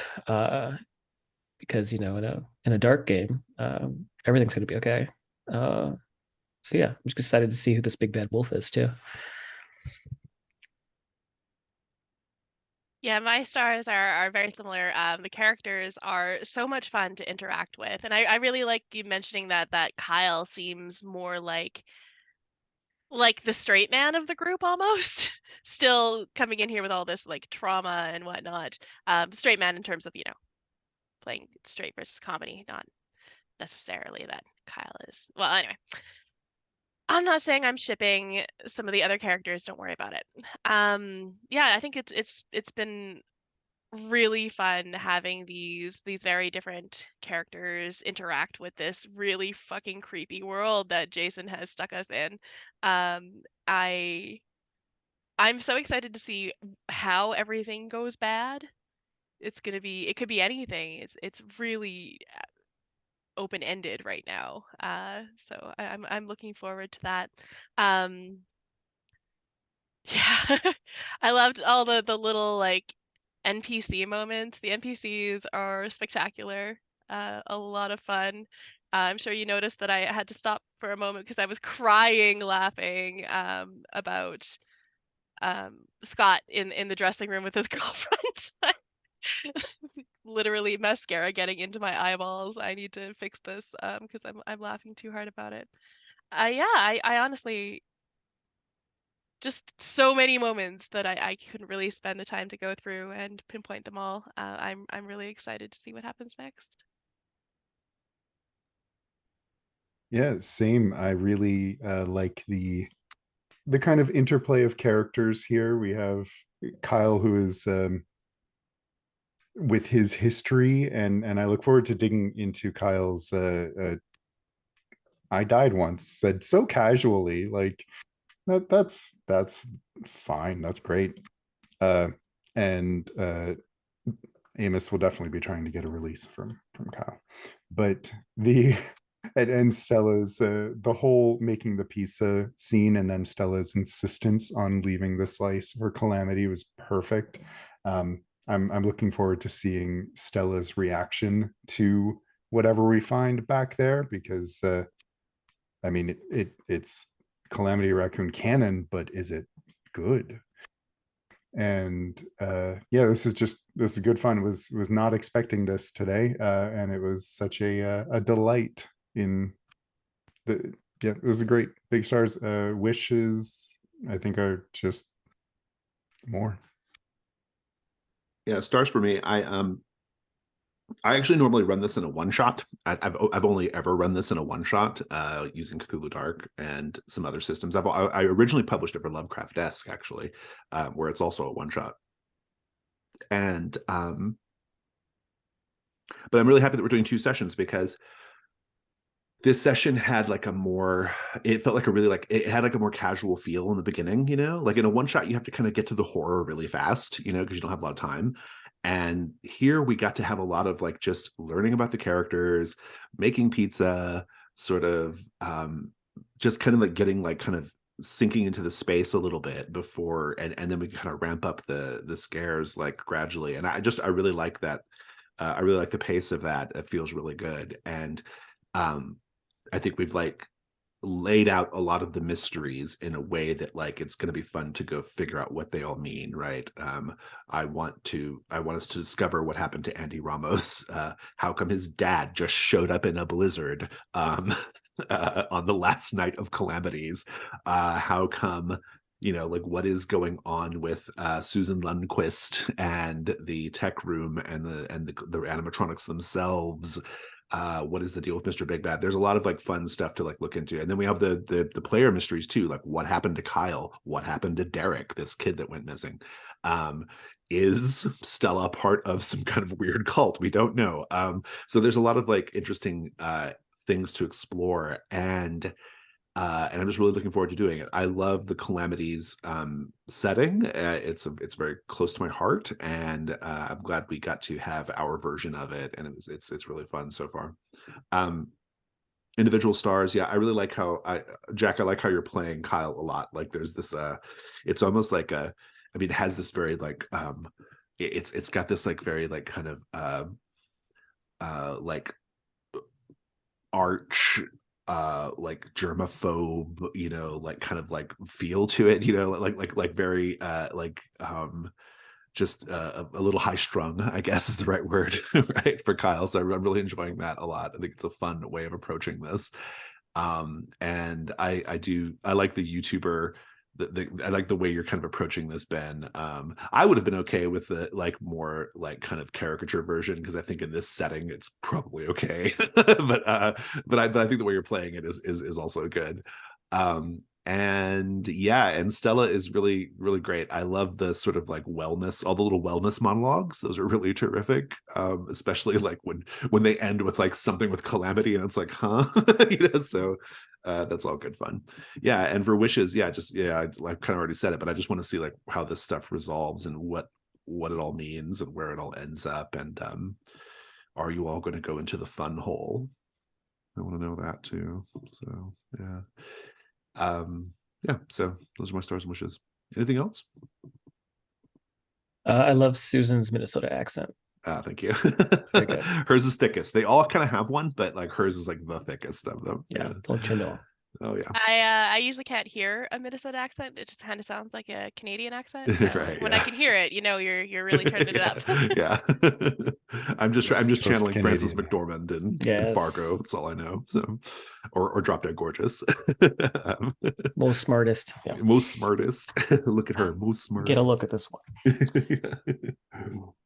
And another little, just a welcome to Jack to playing. Yeah, the Shadow Society. Society. Yeah. Yeah, I'm excited. We shall So pick up excited. with the a campaign of something in January. I don't know what we're gonna play. I've been thinking Brindlewood Bay, but I don't know yet. It might be something different. We'll see. But yeah, well, if there's nothing else, I'm gonna go ahead and wave goodbye to people watching the video.